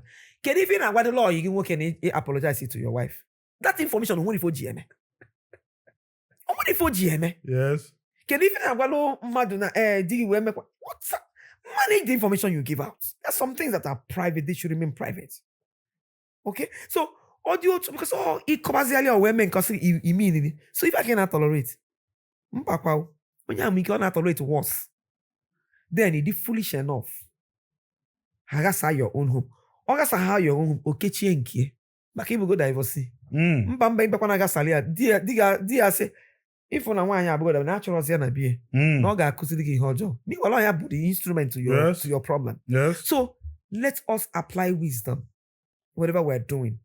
Imali fa hu ime we chonwan we chotia. Continue doing it. Echefunia. Onya but the icing on the cake. Onya but the icing on the cake. And make your family renewed every day. Bring out time. I know kate look at all lot chokata wet break. You can even kere ebe ọnọdụ nne nwa bịa. Take the bag out. Go out. Square bono ice cream kuno lacha no buns nkete. So again yano. Give your partner time, attention. Attention na bebe problem na di. And na di was ebe mu no. Isi no na achute ego. So ichuta siega apata if you don't have a family. What happens? Because of the one have brega culture, you chop attention. because they too busy. Emba, you know, no, you are making money. We go moto bosia. Haven't you seen people? Yeah, bo. Okay, go nwunye moto na emife niile. Nwaanyị achọta one small boy. Jide ego nke ga na-enye. Onye ogolie moto. Because the basic thing also is not there. Say I choosing ego nka chugidie, then the basic responsibilities are me. Bring out time. And we time for your friends, we time for your children, we time for your wife. And no bakene no nkata. Let there be discussion. Can even make a singing away. Ojab. Now in this is you know too much. Carry for. When you send an email on email. Agwakwana gi ikwe. Onye agwakwa fi ozo agwakwa. So that manu na baby go do that this marriage will work. We're going to make it work. If that na ige bindo eneta for you to work. Once the marriage, the family, the good, there is no way they will not turn out children that will not be good. And when the children go into the society, they carry that goodness from their reflection home. Of only have to put their goodness in from their own homes, our society will change. When we're this high rate of divorce, and I'm only multiple women. Yes. Though I'm not an advocate of polygamy anyway. Okay. But Mama, and will understanding. Okay, but or treat all the wives equally. Treat your woman equally. A billion nudo. My mother-in-law told me a story. Onwe ndị nwunye die onye buzo nata afia. Onye ụmụaka niile amụrụ that period ala before mama nke ya nata. But so kulensi agi awesome yes. Awesome onye dị otu anyere onye ala. Nyanwa anyere onye nyanwa. Nsi how? Awesome ndị ọgbara ọfọ ọhụrụ nwa na-emenu.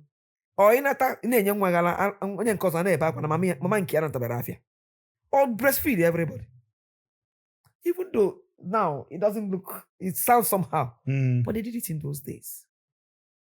Maybe by hygiene, Ketan will not allow us to do that. But what I'm trying to say is, put the family in order. Have time for the family. Achuega na ya nazo. Imalokwa na ndị na-achụtara ego afa anọzikwa ya. Ime choose ego, bruise the ego na abata. Onye na-achụtara ego anọzi ya. Will make us meaning to the person. If not, you also lose value. That money will not also make any sense to you anymore because fama ki ibu nuche weje chutaze apita fa anoria chutaze ego mo ga anago ni because we were not there. So even nekubo manage the time, apportion the time appropriately. Nka work. And all these things can exist at the same time. They can exist simultaneously and life will go on. Then the society become kainyelo nwayaka. Let's put less pressure on ourselves. I in a set low why high standard. We are competing with ourselves. We could in a check, you know. In make it different, onye nkiaga. Don't put too much pressure on the girl child or the male child. Nkonye game appreciate the person. Call or butter first man on as own of appreciate it on ka. You understand? Or call or gotara akon man all talonka. Let us learn to appraise and praise the people, the stakeholders, so that I make a child to when there's less pressure on us. I make a baby no. Yeah, for 40 years get on IBP. Why? 30 years on IBP because of the pressure. I want to be like this person. Different. Even twins. They're totally bad. Let's focus on our strengths and leave our weaknesses. Thank you. Dalarin, Dr. Kinky, ikusigo okuago. And subsequently, we will still bring you back because afiru ofe we metekwo gari. Dalarin, and the by eba ka ga ka just don't believe ever for now. Let's couldn't wait to come for more. I know Dr. Kinky, and then my more regards to your medical doctor husband too. Okay, boy, kadi yellow marker me 1 or 2 things like because the doctors dying barren. Ndine kila afankabo Dr. Chijoke Gwendo yamba bodogo ngwano kodo bosozo commercial. Peace. ị nwere akọ pụrụ iche ịchọ ka ụwa nọ, ị nwere ife dị n'obi ịchọ ikwu gbam, ị nwere ife dị omimi ịchọ ka onye ọbụla malụ, o nwere akara aka izolo ezo ịchọ ka ụwa fụ na ị nwere passion for, bịa na Gbam ka ụwa nụ ọnụ yi.